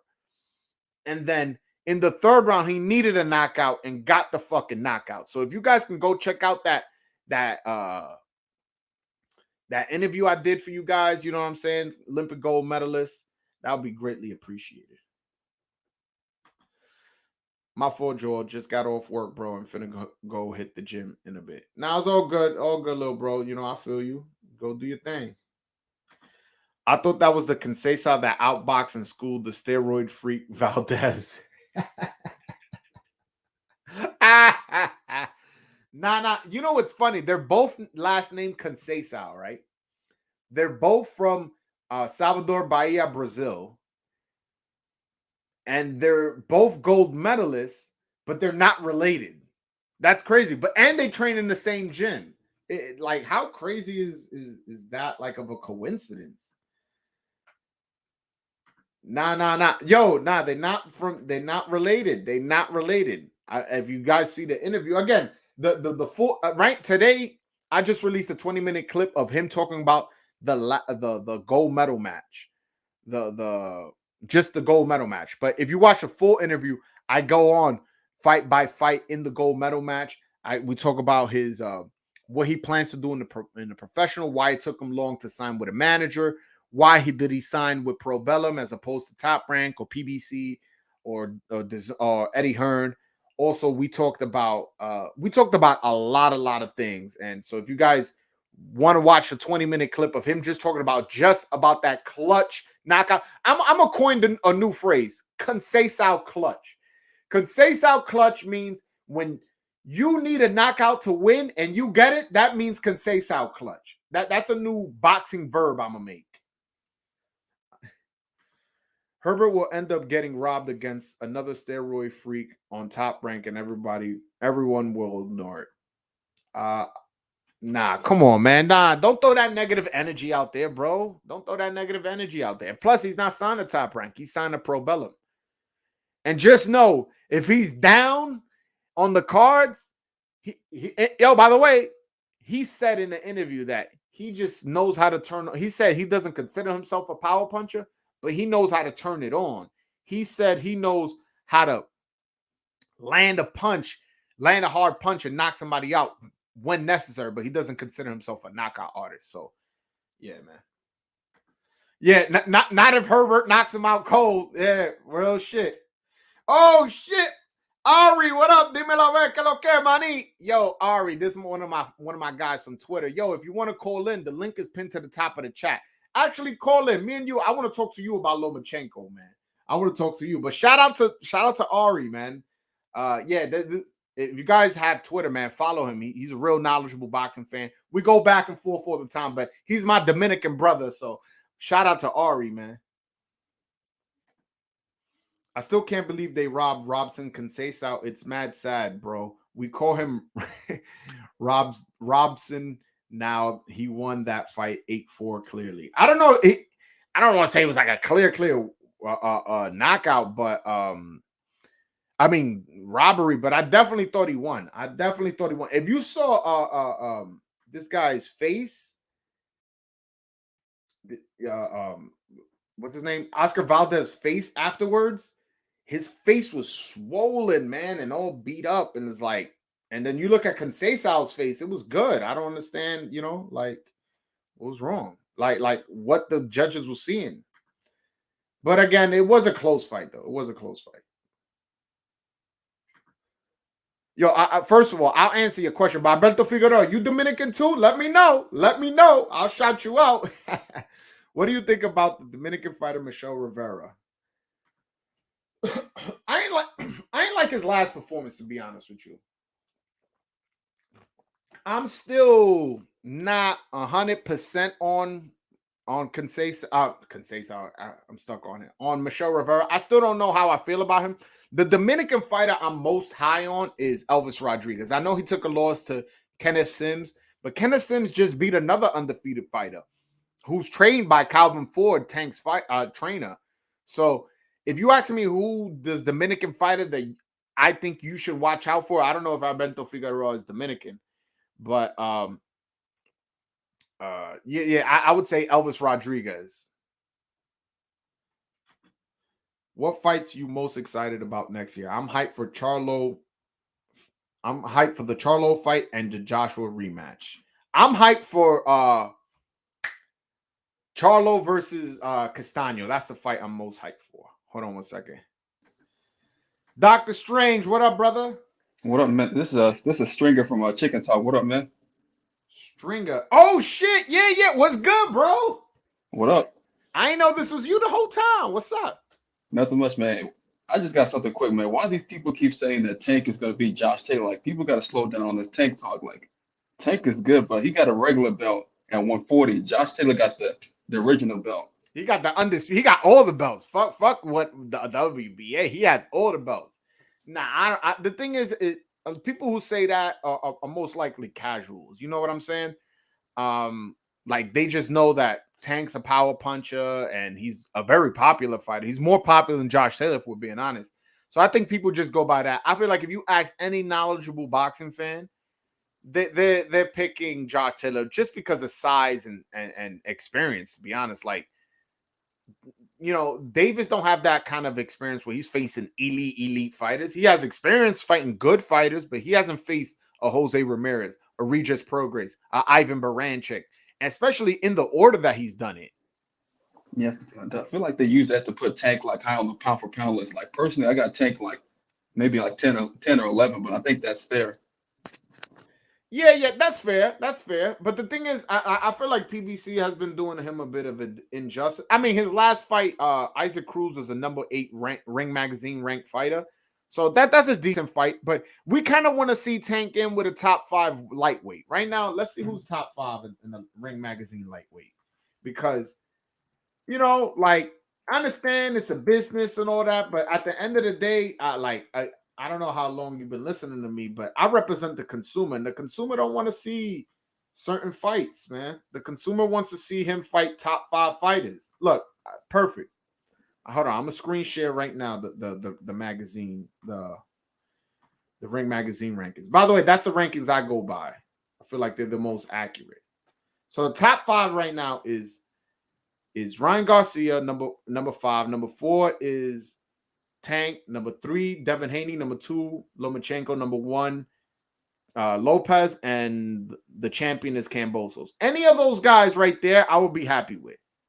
Yeah, I think Tank beats all of them except maybe Loma. I think Loma just has too good a footwork to get in and out and avoid those uppercuts. But I think Tank takes the rest of them. But actually, I don't know about Tio. I don't know about Tio. I don't think he beats Tio. And that's an unpopular opinion, but like it's my opinion. I don't think he beats Tio. And Lomachenko, I don't know, man. That Lomachenko's a smooth guy, man. Like he jumps in and out. He has really good defense. Ryan Garcia, I don't know where his mental space is, but he can knock anybody out with one punch. Devin Haney, I'm not a big Devin Haney fan. I don't see anything special in him. And as far as Kambosos, I was live at the fight with Tio, and he looked really good. But that's just one fight. I need to see a little bit more of him before I pick him against Tank. Oh yeah, I was at that fight too. He was impressive. Oh, you from New York? Yeah, I live here. I live in Brooklyn. Oh, what part? The Sty. Oh, okay. I don't live in Brooklyn no more. I'm from Brooklyn. I'm from East New York. Oh, okay. Yeah. But yeah, man. No, go ahead. Go ahead. Oh, I was just gonna say, I thought it was just me that thought Haney was nothing special. Like I don't see what people see in Haney. Yeah, like I don't he's not see slick. it either. He gets tired like after about 8 rounds or so. And he doesn't punch real. He just kind of like slaps his left hook. It's like a slapping punch. Yeah, he don't got power punching. He doesn't got power. But with the power situation, it could be two things. And I'll be fair. It could be that he's having trouble making the weight, so he's weight drained, so he hasn't been able to really knock somebody out. Maybe moving up to 140 would be good for him. And also, he's a young guy. He's like 22, 23. So it could be he don't got his man strength yet. But he tries to be a defensive fighter, tries to use that shoulder roll. But like if you saw the fight against him and Jojo Diaz, he was getting tagged. And he never really hurt Jojo Diaz. Like, wow, like he's almost knocking this dude out. He never really hurt him. And I ain't like that performance. And Diaz came up from 122, and he couldn't hurt him. I think that's the problem. Yeah, he didn't even drop him. Like maybe if you don't hurt him, you at least drop him. Yeah, I feel like his last 3 fights really exposed him. First, the Gamboa fight. Gamboa is game for everybody. He couldn't even hurt Gamboa. And the next fight, he got clipped by Linares, and then this fight, he got clipped by Diaz. So yeah. I don't see nothing special. But I was talking to Lefty on Chicken Talk, and shout out to Lefty. He said that he thinks it's because that this guy don't got a trainer. What's his name? A good trainer, Devin Haney. He's like he got his father in the corner. So when you got your father in the corner, his father was never a boxer. And his father doesn't train no other fighters. So like as opposed to a guy like Kenny Porter never boxed, but Kenny Porter trains other fighters. Kenny Porter came up through the amateur system. There's all things that Lefty was telling me. And it made sense to me. And I was like, that's why I'm not fully out on Devin Haney. But what I've seen so far, I don't like. He gets hit way too easy, especially that left hook, which is why I think Ryan Garcia kills this kid. And then on top of that, he doesn't have punching power to keep a puncher off of him. Yeah, but he does have too many voices in his corner. He got Ben Davison, some other guy, and then his father. So it's like he got Ben Davison, Mickey Bay, and his father. It's like, yo, you can only listen to so many people. Now, I'm okay with 2 because one guy. This sometimes some guys are good at motivating a fighter, like as far as like, come on, man, you got this. Like that's what Teddy Atlas is really good at. And then there's other trainers who are really good in terms of like skill, like, hey, the guy's dropping his left hand. Hey, move your head to the side. Hey, do this. Go to the body. There's some fighters who are good in terms of style, like technical. So if you have 2 trainers, one to motivate you and one to teach you style, and I'm okay with that. But if there's 3 people trying to tell you, one's telling you to jab, one's telling you to counter punch, one's telling you to attack, it's like, come on, it's too much. Yeah, I think he should go to maybe Ronnie Shields or at least explore training options at least. Yeah, for sure. I totally agree. But yo, Dr. Strange, man, I appreciate you calling in, man, and thanks for being on the chat. I really appreciate it. Any other questions before I let you go? No, I think that's about it. Yo, good looking out. Good looking out. We'll keep in touch on Twitter, man. Shout out to you, brother. All right, peace. All right, peace. De lo mío! What's happening, man? How's it going? I'm good, man. What's going on, bro? I'm good, man. I'm just jumping on here real quick to show some love. How's everything with you? Everything's good. I'm glad you called in, man. We stay interacting on Twitter. Finally call in. I know, man. It's just hard. It's hard. It's easier for me on Twitter actually, but I was able to do these more often before. But now, I have a little baby and it's, keeps you busy. So it's been a little hard for me. I'm having a baby boy in April. So congratulations, man. It's the first one? My first one. Oh, dude, it's a life-changing experience, man. It's great. You're gonna really enjoy it. Yeah, no, I'm looking forward to it. But yo, I got a bone to pick with you, bro. What's up with you and Lomachenko? Did Lomachenko like cut you off in the car one day and give you the middle finger or something? What's up with why you don't like Lomachenko? No, listen, I think Lomachenko is a very good fighter. I think he's very talented. Like I said, I think he's a very good fighter. He's very talented. I think he'll give, against the top lightweights. He's proven that he's a great fighter. I just think he's overrated. I feel that there is a media push behind him to give him, accolades that he doesn't really deserve. Now, is he very talented? Yes, but in my opinion, most of his career has been clever matchmaking by Top Rank. And like I said, he has some good names on his resume, but look under the conditions that he's fought them. What conditions did he fight Gary Russell in? Gary Russell is actually the one fighter that I give him full credit for beating. Like, he's one of the fighters that I give him a lot of credit for beating. Now, in that fight, it was a good fight. It was a good fight. He clearly beat Gary Russell. And Gary Russell is still a champion now. Correct. And Gary Russell, listen, Gary Russell's a beast. So, I mean, he's not as active as I like him to be, but he's still a great fighter. So I give him credit for that. That's probably one of the few fighters that I really give him credit for. All right. What about Nicholas Walters? Nicholas Walters was coming off of a 1-year layoff. All right. So you don't give Mayweather full credit for his win against Mosley, right? It wasn't. No, of course I give him credit for that, but you got to understand Mayweather. Listen, Mayweather is a whole different. You can't compare Mayweather to anybody else because Mayweather would be. I'm comparing 1-year layoff to 1-year layoff. I don't understand. But Mayweather himself has taken a year or 2 layoffs and comes back and still whoops ass. So you know what I'm saying? No, but Shane Mosley, I'm gonna show you right now. Because you can't do something for one fighter and then not do something for another. That's not how the sport works. At least that's not how I work. Yeah, but you're comparing. You're not. But you're really gonna try to compare Lomachenko to Mayweather? I'm not comparing Lomachenko to Mayweather. You're not listening to the comparison I'm making. The comparison I'm making is, look here. When he fought Antonio Margarito, that was on January 24th, 2009, and then he fights Mayweather in May of 2010. So if you're going to give Mayweather full credit for beating for beating Mosley, why are you not giving Lomachenko full credit for beating for beating Nicholas Walter? Yeah, but look at the conditions that Walter was like pushed into that fight. He was, well, first of all, he got robbed. Remember that against Walter Sosa. was coming off a draw, which it was a robbery. Of course. Right?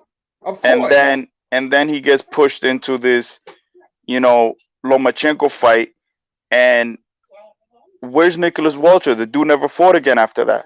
So it's like, it was just weird, man. It was just, Yeah, but the thing is, just because, so you gotta give him credit for retiring the motherfucker then. Like, come on, man. He gave him and he beat Pedraza, he beat Linares. Okay, so he beat Pedraza. Pedraza was brutally knocked out by Tank at 130. So, and if you looked at, He beat Pedraza when he had a belt. He beat Pedraza when he had a belt. I understand that, but what I'm saying is that Pedraza was moving. Okay, so Pedraza at 130 got knocked out by Tank Davis, right? Brutally knocked out at 130 by Tank Davis. Then he moves up, gets a belt, and he fights Lomachenko. Okay, so if you saw that fight, that wasn't Lomachenko dropped Pedraza, but Lomachenko got touched up. Yeah, it's a fight, and you also got to remember Lomachenko's a small fighter. Like he's fighting at 135 because that's where money is at. Yeah, but that whole thing of him being too small, I don't buy that shit. All right, but either way, he won. I'm not even making it an excuse because he won the fight. He beat. He did, and I give him credit. He clearly beat Pedraza. He dropped Pedraza. He clearly. I understand that, but what I'm saying is, he's not this like whole matrix untouchable that can't get hit. The dude gets hit. He gets touched up. No, so yeah, he gets touched. It's boxing. It's boxing. I know what you're saying. My thing is, he's the quick. First of all, he's a 2-time gold medalist, and then he's the quickest to be a 3-division world champion, and then had 3 out of the 4 belts in the lightweight division. For you not to give him credit looks a bit ridiculous to me. No, it's not that. Look at the circumstances. You got to understand the circumstances, right? So the belts that he collected. Hold on one second. The belts that he collected. So he won the first fight, right? His first pro, he won. Second pro fight, he fought for Salido for that belt. Now Salido didn't make weight, but Lomachenko still lost that fight, right? He lost that fight, and then next fight, he gets another shot. Yes, he beats Gary Russell, but then the next fight after that, he fights for the vacant belt that Mikey Garcia had moved up at 126. Remember, Mikey Garcia was in that same division, and he was with Top Rank around the same time. I'm looking at. Hold on, let me screen share right now. Because we having a good conversation right now. Oh, hold on one second. So, if you see here, he fought Salido for the WBO vacant WBO. It was a vacant belt, correct? A vacant belt. The reason it got Salido was a champion. The reason it got vacant is because Salido didn't make weight. Correct. That's what I said. And the next fight, he fought for that same belt because the sanctioning body took into consideration that he didn't make weight, and it was also a split decision. It wasn't like Salido beat the shit out of him. And then his next fight, he fights Gary Russell, who you just said is a great fighter, but obviously you want to see him fight more. So I don't. And like I said, I gave him credit for that fight. I told you I give him full credit for the Gary Russell fight. I do.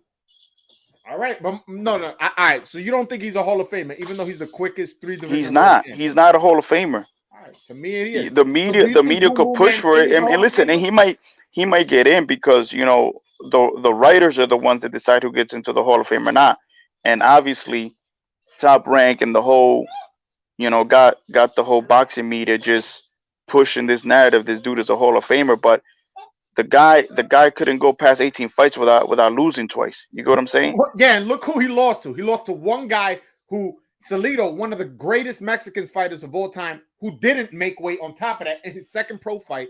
And then Salido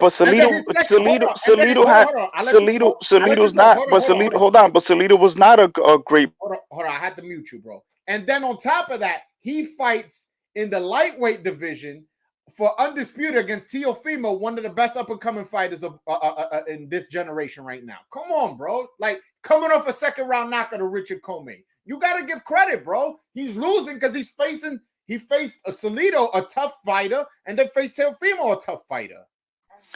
Well, okay, first things first, I don't think Salido is one of the great Mexican fighters, right? The dude had 11 losses already, like 10, 11 losses, right? Won twice.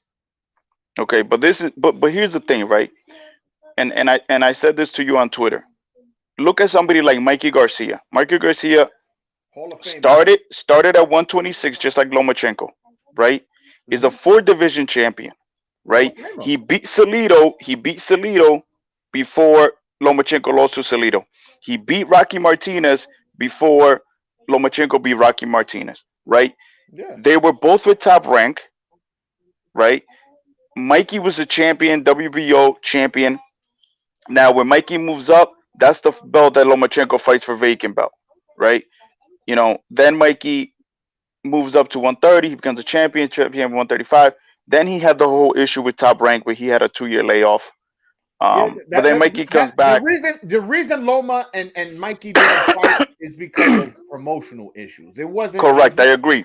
It wasn't because Mikey was ducking or Loma was dunking. Yo, boxing. Whether we agree or disagree, that we both know. No. It was Top Rank. Top Rank did not want to do after the lawsuit. Top Rank did not want to do business with Mikey Garcia. I agree with that.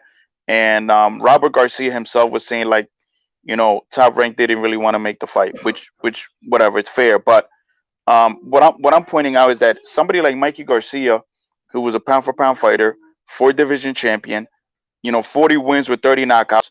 You don't hear the media and these people like pushing to him like, oh, he's a Hall of Famer, he's a Hall of Famer. Well, to me, but Lomachenko's like 16-2, and he's already man. He's a very talented fighter. Like I said, he's a very talented fighter. He's a very good fighter. I just feel like I said, most of his careers having clever matchmaking. Look, like I said, Walters was coming off a 1-year layoff, right? Then he fights Rigo, who was a 118 pounder that got ducked by Leo Santa Cruz and Carl Frampton at 118. So he never got those fights. So he moves up to 130. You never heard me bring up the Rigo fight because I know there was circumstances as to why he won that fight. I'm not even. But whatever. So Rigo. I don't give him credit for that fight. So he fights Rigo. Then he beats. If you look at Linares is also a very good fighter. He was the champion. I understand that, right? But Linares had like 4 losses already, and the dude had been stopped before. Let me ask you a question. So when a fighter loses, anybody who beats him after that doesn't get credit for beating him? No. That's not what I'm saying. You telling me, oh, Pedraza lost to Tank. Oh, Linares had lost before. Yeah, sometimes you get losses, but you come back. And if somebody else beats you, they get full credit too. No, but especially when Pedraza and Linares had belts at the time. What I'm saying is that the people that beat them first are not getting the credit for beating these guys that Lomachenko's getting. That's what I'm pointing at. No, come on. Are people really going, oh my God, he beat Pedraza, and then going, oh shit, yeah, Tank beat Pedraza? Get the fuck out of here. That's exactly how people are acting. That's how people are acting because people are saying that's how people are acting. The way that people push like, oh, Lomachenko's this great boogeyman man, he's a very good fighter. He's very talented. Right. But like I said, I feel that you saw what Nakatani did to Teofimo. You saw what Nakatani did to Felix Verdejo, and then Lomachenko goes and smokes this guy. Yes, and I give him credit for that. I didn't.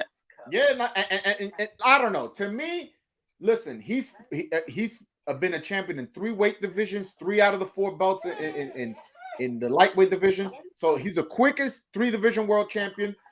Became world champion after 3 fights, 2-time gold medalist. To me, that's a Hall of Fame resume. And the best. Yeah, but you got to understand that the Hall of Fame, the whole boxing, it's on the pro, the whole amateur. I include the amateurs.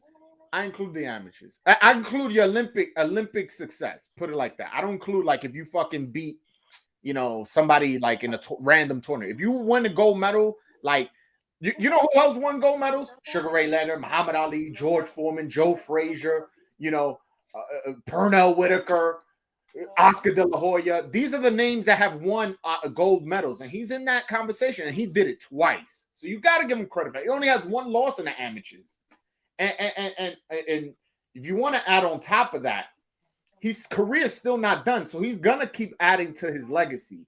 And to be honest, I think he's the one that's gonna get the Kambosos fight next too.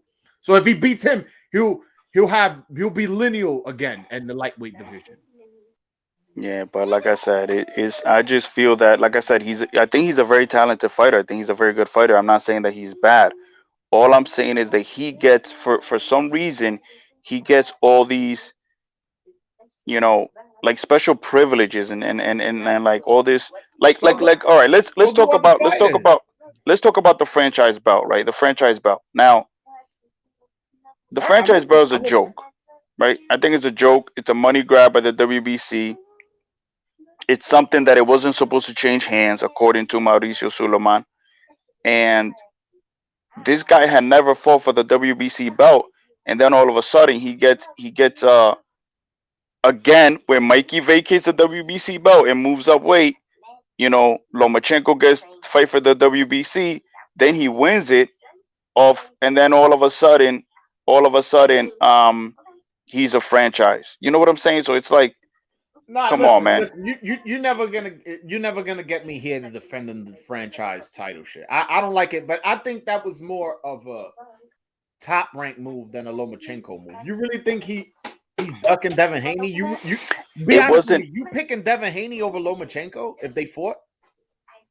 No, I'm not. But what I'm saying is that I'm not. But what I'm saying, Devin Haney deserves the opportunity to fight for that belt. Yeah, no, for sure. You know what I'm saying? If you go the WBC route, for example, like Haney, he did what the WBC asked him to do to get that title fight, right? I agree. And then when he becomes the mandatory, Lomachenko or top rank, whatever, they ask for franchise, and then all of a sudden you got everybody calling Devin Haney, email champ. You know what I'm saying? Like, it's wrong. They did the same thing. They did the same thing to Jamal Charlo at 160. He did everything that he was supposed to do to get the Canelo fight. He becomes mandatory, and now he's franchise. So it's like, yeah, I know. I don't like it, but see, with the problem you're having is with the WBC, not the fighters. That is the WBC allowing this bullshit. That's what it is. But it's not just the WBC. What I'm saying is that there is a concerted effort by not just Top Rank, but also the media pushes these narratives. Every promoter lies about their fighter. PBC is saying that Tank is a 3-division world champion. Are you on Twitter arguing with people? Hey, he's not a 3-division world champion. No, you kind of know the game. That's what they do. Yeah, I know what you're saying. What I'm saying. Some people, like me, I thought back. Teofimo was my favorite fighter, but back when Teofimo was champion, I used to say he's undisputed because to me, Mauricio Suleiman is saying that the franchise is better than the regular champion and this and that. So I looked at it as undisputed, but I argued with people at times, but then I just gave up because I figured like some people are just going to look at it their way. I'm going to look at it my way. But point is, on ESPN, he's undisputed, but on Showtime, he's not. So yeah, because ESPN obviously has a relationship with Top Rank. Exactly. And I actually picked. Everybody does. So I was one of the few people. They do it better. I was actually one of the few people that picked Teofimo to beat Lomachenko. I won money on that fight. I won money too. I won money on that, and I picked him. I picked him to beat Lomachenko. And like I said, I just feel that, again, Loma's a talented fighter. I'm not gonna say that he doesn't have skills, that he's not talented. I'm just saying that he gets all these special privileges and push and all this bullshit. Like let's talk about let's say the Kambosos fight, right? Mm-hmm. If we're talking about money, let's just say money, right? Mm-hmm. I'm listening. Who's gonna get Kambosos the most money? Tank. Okay. Tank doesn't want that fight though. I'm sorry? Tank doesn't want that fight. Not that he's ducking. I'm not. Please don't say. I'm not saying he's ducking Kambosos. I never heard Tank say he want to fight Kambosos. He did. He said it. He said it. Ellie, Okay, ES News. I believe you. I'll take your word for it. He Okay, did. he said he's down, but Kambosos has been talking how whoever wants the belt has to come to Australia. Devin Haney said he's with it, and so has Vasil Lomachenko. I haven't heard Tank say it. But you got to understand that if here's the thing, right? Lou DiBella, the first thing Lou DiBella said. Yo, my fault for cutting you off. You have a YouTube page? Nah? Do you have a YouTube page? No, I don't. Okay. I have, but I don't post anything. I just do Twitter. That's it. Now, some dude was asking if you had a YouTube page, so I was gonna give you a plug. I'm gonna plug. Yeah. No, I don't really load any content. I'm gonna plug your Twitter because you be real. You do real good on Twitter, man. I like your Twitter. And he will respond back if y'all comment on. So watch how y'all talk to Ari, man. Yo, right here, it's Ari at Ari_boxing talk. Yo, follow this guy, man. This is my guy right here, my Dominican brother. Even though he hates Lomachenko, but you know what I'm saying. I don't hate him, man. I'm telling you, I don't hate Lomachenko. I think he's a good fighter. I just feel like I feel that, you know, the accolades and the push that Lomachenko got, I feel like that's what Usyk should be getting. That's the praise that Usyk should be getting because Usyk is the real deal. Usyk, yo, nobody cared about the cruise. Nobody cares about the cruiserweight division. The only cruiserweight people have cared about is Evander Holyfield, and that just has nothing to do with Usyk. It just has to do. You think if Usyk was a welterweight doing what he's doing now, you think nobody would know who he is? Oh, if he course. Went undisputed at welterweight and then moved up to 154 and got 3 out of the 4 belts. Yeah, of course. Of course, it has to do with the weight. No, I agree. But he came up to fucking heavyweight and pulled the upset. Yeah, he did. So so going back to Loma. No, like I said, I think he's a very talented fighter. I think he's very good. But yeah, like, you know, going back to the Kambosos thing, right? The Kambosos fight, whoever's gonna get that fight next. Now, you gotta understand that for PBC and for Team Tank Davis, it doesn't make sense for them to go to Australia, right? And the reason why is because they're not going to get the money that they're going to generate over here.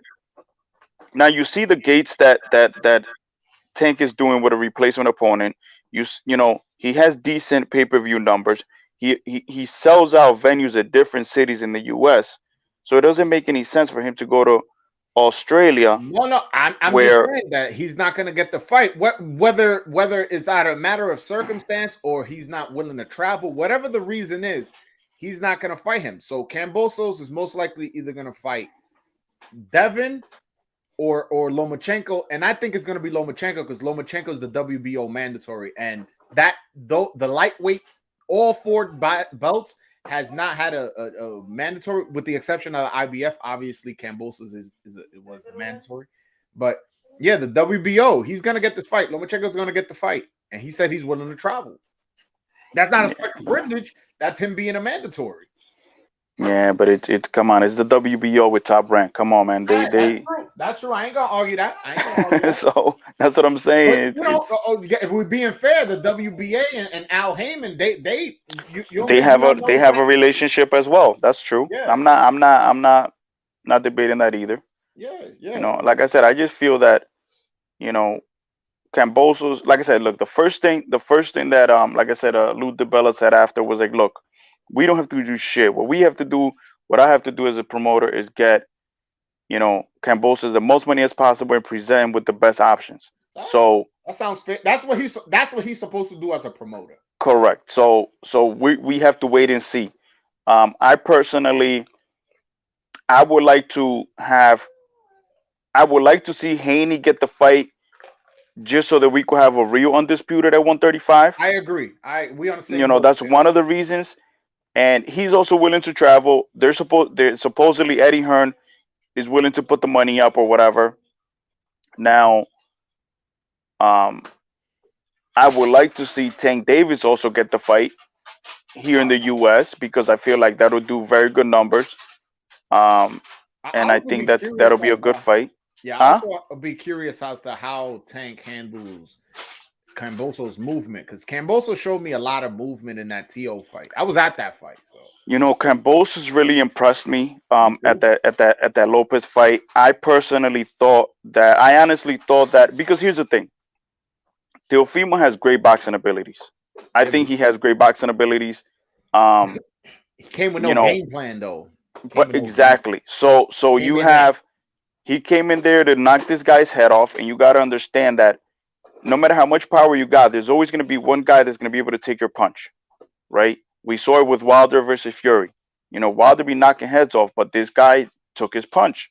So Lopez came in there ready to knock this guy's head off, and once he couldn't, he had a bad corner.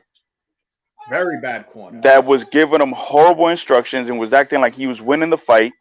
He made no adjustments, and he got outboxed. So, hi baby. So yeah, it's.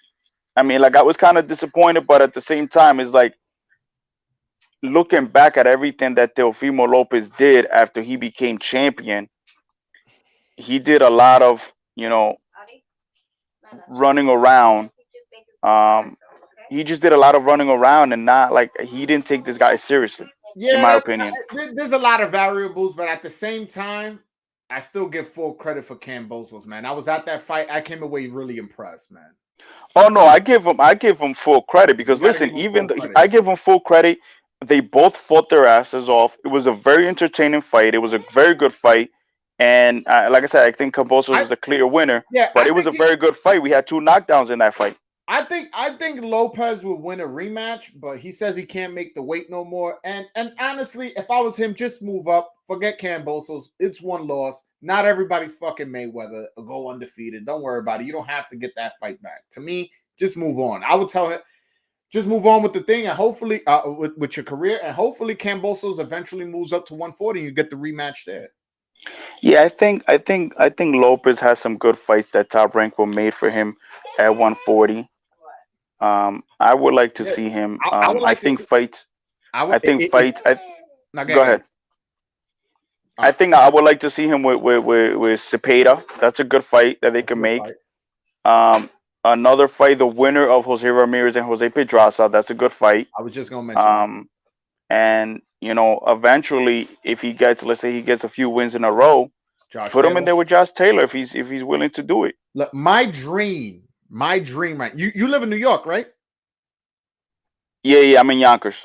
Oh, okay, all right. My dream is for fucking Pedraza to beat Ramirez, and we get Pedraza Tio on the main on the Puerto Rican Day Parade with Edgar Berlanga as the co-main event against a Mexican fighter. That's my dream. What do you think? Yeah, those are good fights, and that'll definitely sell New York. That'll sell as a fucking pay-per-view, to be honest with you. Yeah, that'll sell. But we, like I said, we have to see what Top Rank has plans for him, because the plan was, if he was going to beat Cambosos, he was going to come back to Top Rank, do some pay-per-view fights. But obviously, Top Rank is not going to be paying those premiums after he took a loss. Yo, Ari, I appreciate you, man. You gotta call every Wednesday, 7 p.m. I'm on live, man. I'm gonna try. But listen, thank you so much for having me. I'm sorry I got the baby in the background, but we'll catch up, and thank you for having me. And like I said, we'll talk more. It's just we'll plan something out for sure. For sure. By the way, you see that right? We both got you. Yeah, no, I don't have it, but I'll get you one. Don't worry about it. I'll get you one. Thank you, man. All right, bro. Peace. All right, thank you. Yo, man, that was a really good one, man. Really, really good one. Shout out to Ari, man. Again, let me screen share his Twitter again, because I know a lot of y'all were fucking with him. Even though I was destroying him on that Lomachenko argument. No, that's my guy, man. Shout out to Ari, man. Really good dude. Again, that's Ari Box is at Ari_boxing talk. Just type that in, follow him, man. He's a good dude. He knows a lot about boxing. And also, if you hit him up, he'll hit you back up. He's a good dude. So appreciate that. Everybody want to call in, let me know. I'm almost ending the show. Let me know. Y'all were active in the chat. I really couldn't see. Oh, Real American Fan is on it? Yo, Real American Fan, you better call in, man. Last time he had a little technical difficulties. I mean, Teofimo can become top 3 in the WBO at 140 by beating Barboza. Yeah, and also if he beats Pedraza's ranked number 5, I believe. Let me see I'll tell you guys right now what the rankings are at 140. Hold on one second. Boom, boom, boom.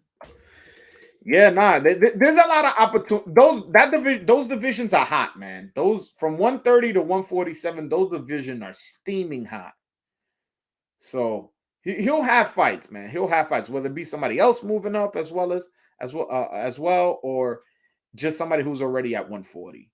Like there's good fights. Hold on one second. Boom.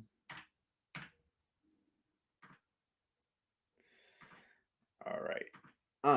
All right. So there's look at. So in the WBO, if he fights Arnold Barboza, he'll be number 2 in the WBO. Look, Zepeda's number 4 in the WBO. Pedraza's number 5 in the WBO. Jose Ramirez is 6. Regis Prograis 7. Yo, he definitely could fuck with the WBO. IBF, I'm trying to see who's realistic. Like Regis Prograis is number 5. Robert Easter at number 8. That'll be a good first fight, but I think Robert Easter will PBC. I don't know if they'll send him over the top rank.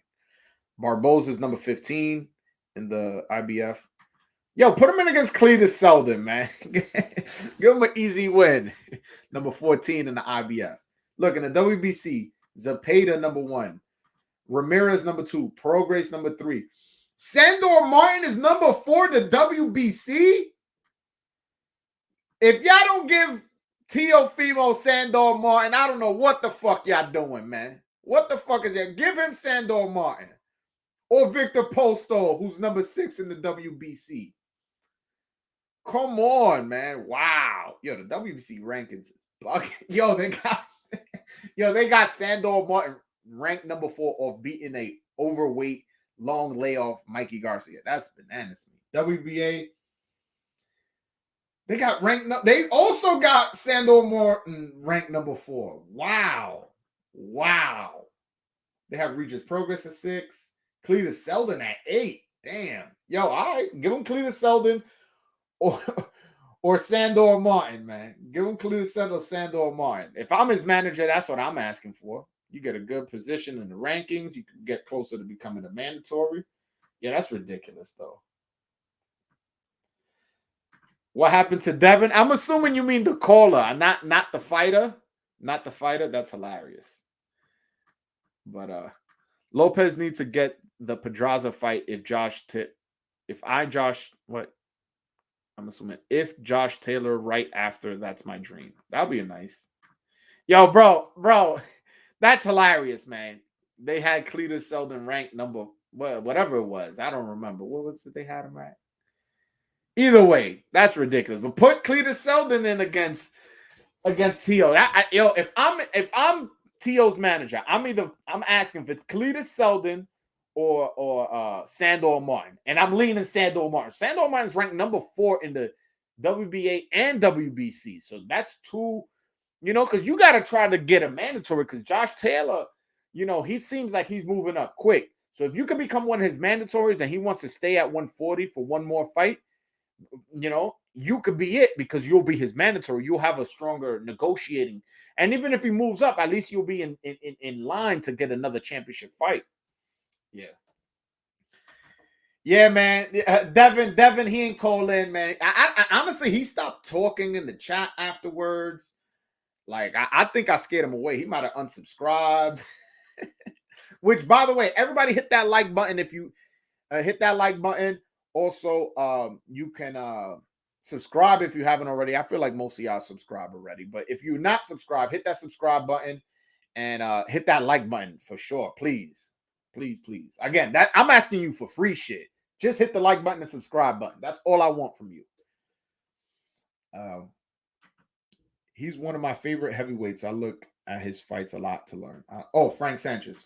Frank Sanchez. What are my thoughts on Frank Sanchez? Frank Sanchez has really good footwork. He's working with Eddie Reynoso, Canelo's trainer. Has the Cuban School of Boxing.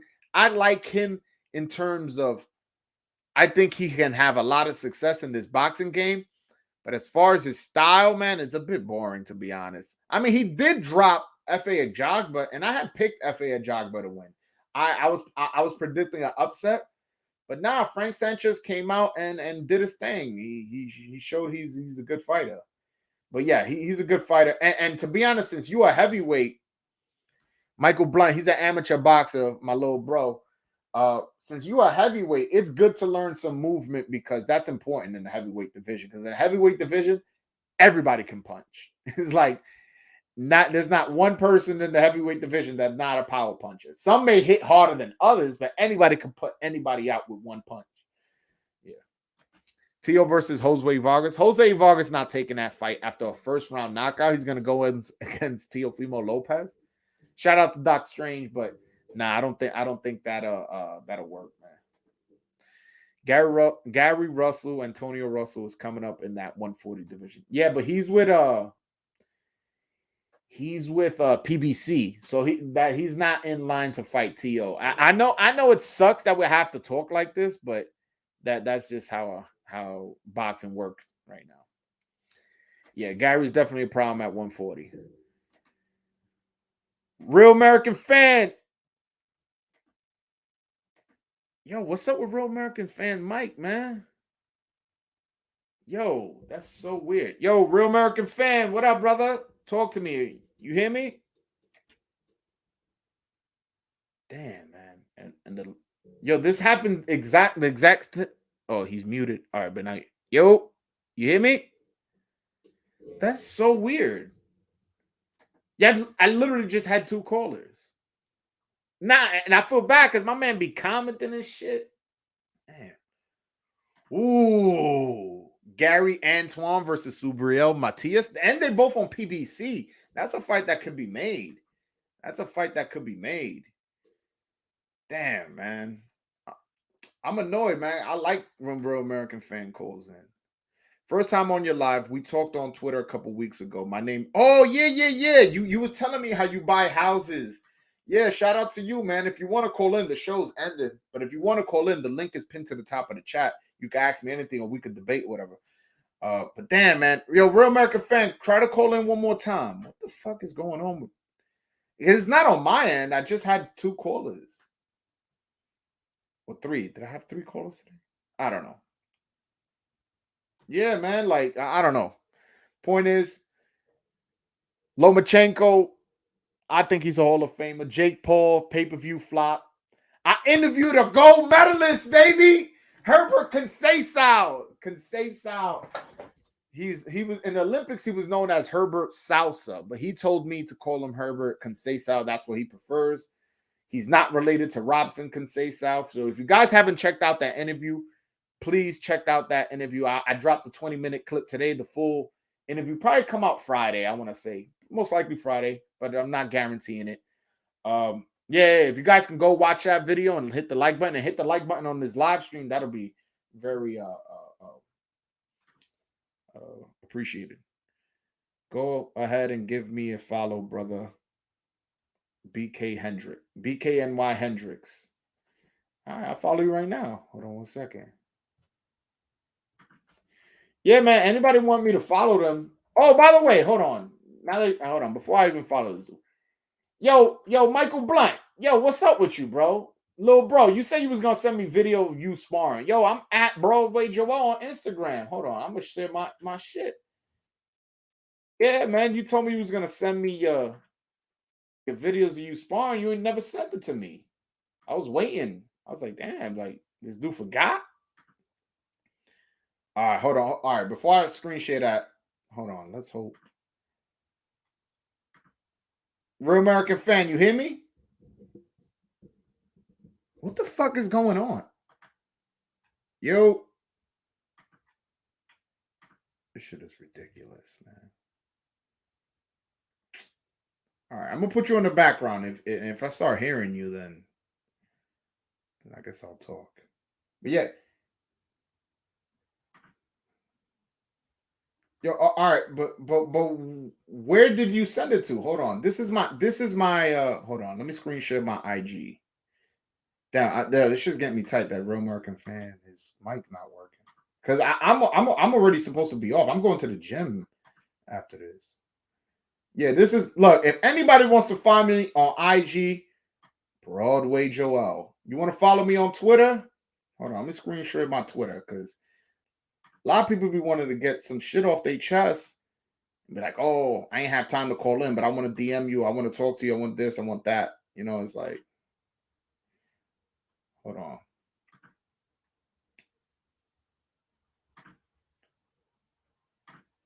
I'm trying to, damn, man. Screen share my Twitter in case anybody want. I don't know. I accept messages from everybody. Look, this is my Twitter @_Broadway Joel. So send it to me. If y'all want to follow me on social media, follow me there @Broadway Joel.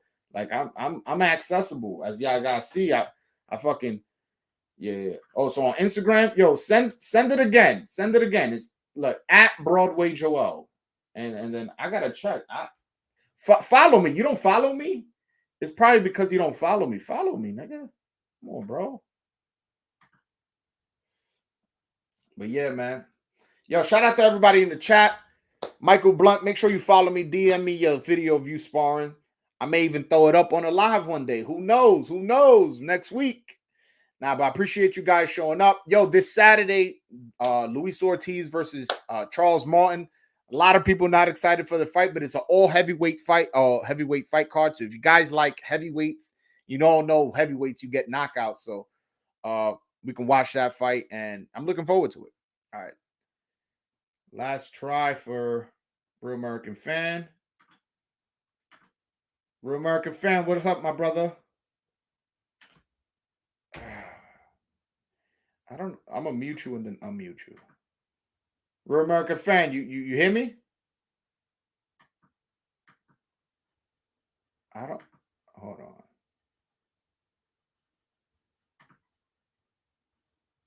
One second. Real American Fan. Yo, you hear me? Damn. I don't know what's up with your mic, bro. This is the second weekend. I don't know what's up. I really don't know what's going on. But guys, thank you so much for showing up. I really appreciate it. Again, if you haven't hit the like button, hit the like button.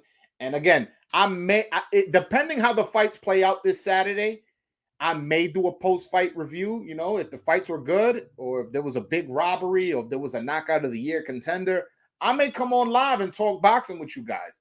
I don't know. I don't want to say I am and then I don't. But if something really, really important happens in the sport of boxing on Saturday after the fight, I may show up, you know, and go live, and so you guys can come here, you know, and we could talk shit. You guys can call in. All right. Real American Fan, if you can't, if I can't hear you after this, I'm gonna have to let you go because I gotta go to the gym. Real American Fan, what's up, brother? Yeah, I don't know what's going on, man. I really don't. My bad. I don't want to. I stood a lot longer than I was supposed to. Well, not a lot. I stood 8 minutes longer than I was going to. So I'm sorry you can't hear me, but I can't hear you. But you know, maybe next time. Maybe next time. I don't know what's wrong. I don't. But all right, bro. Everybody have a good night. Appreciate you guys showing up. Hit the like button or subscribe before you go.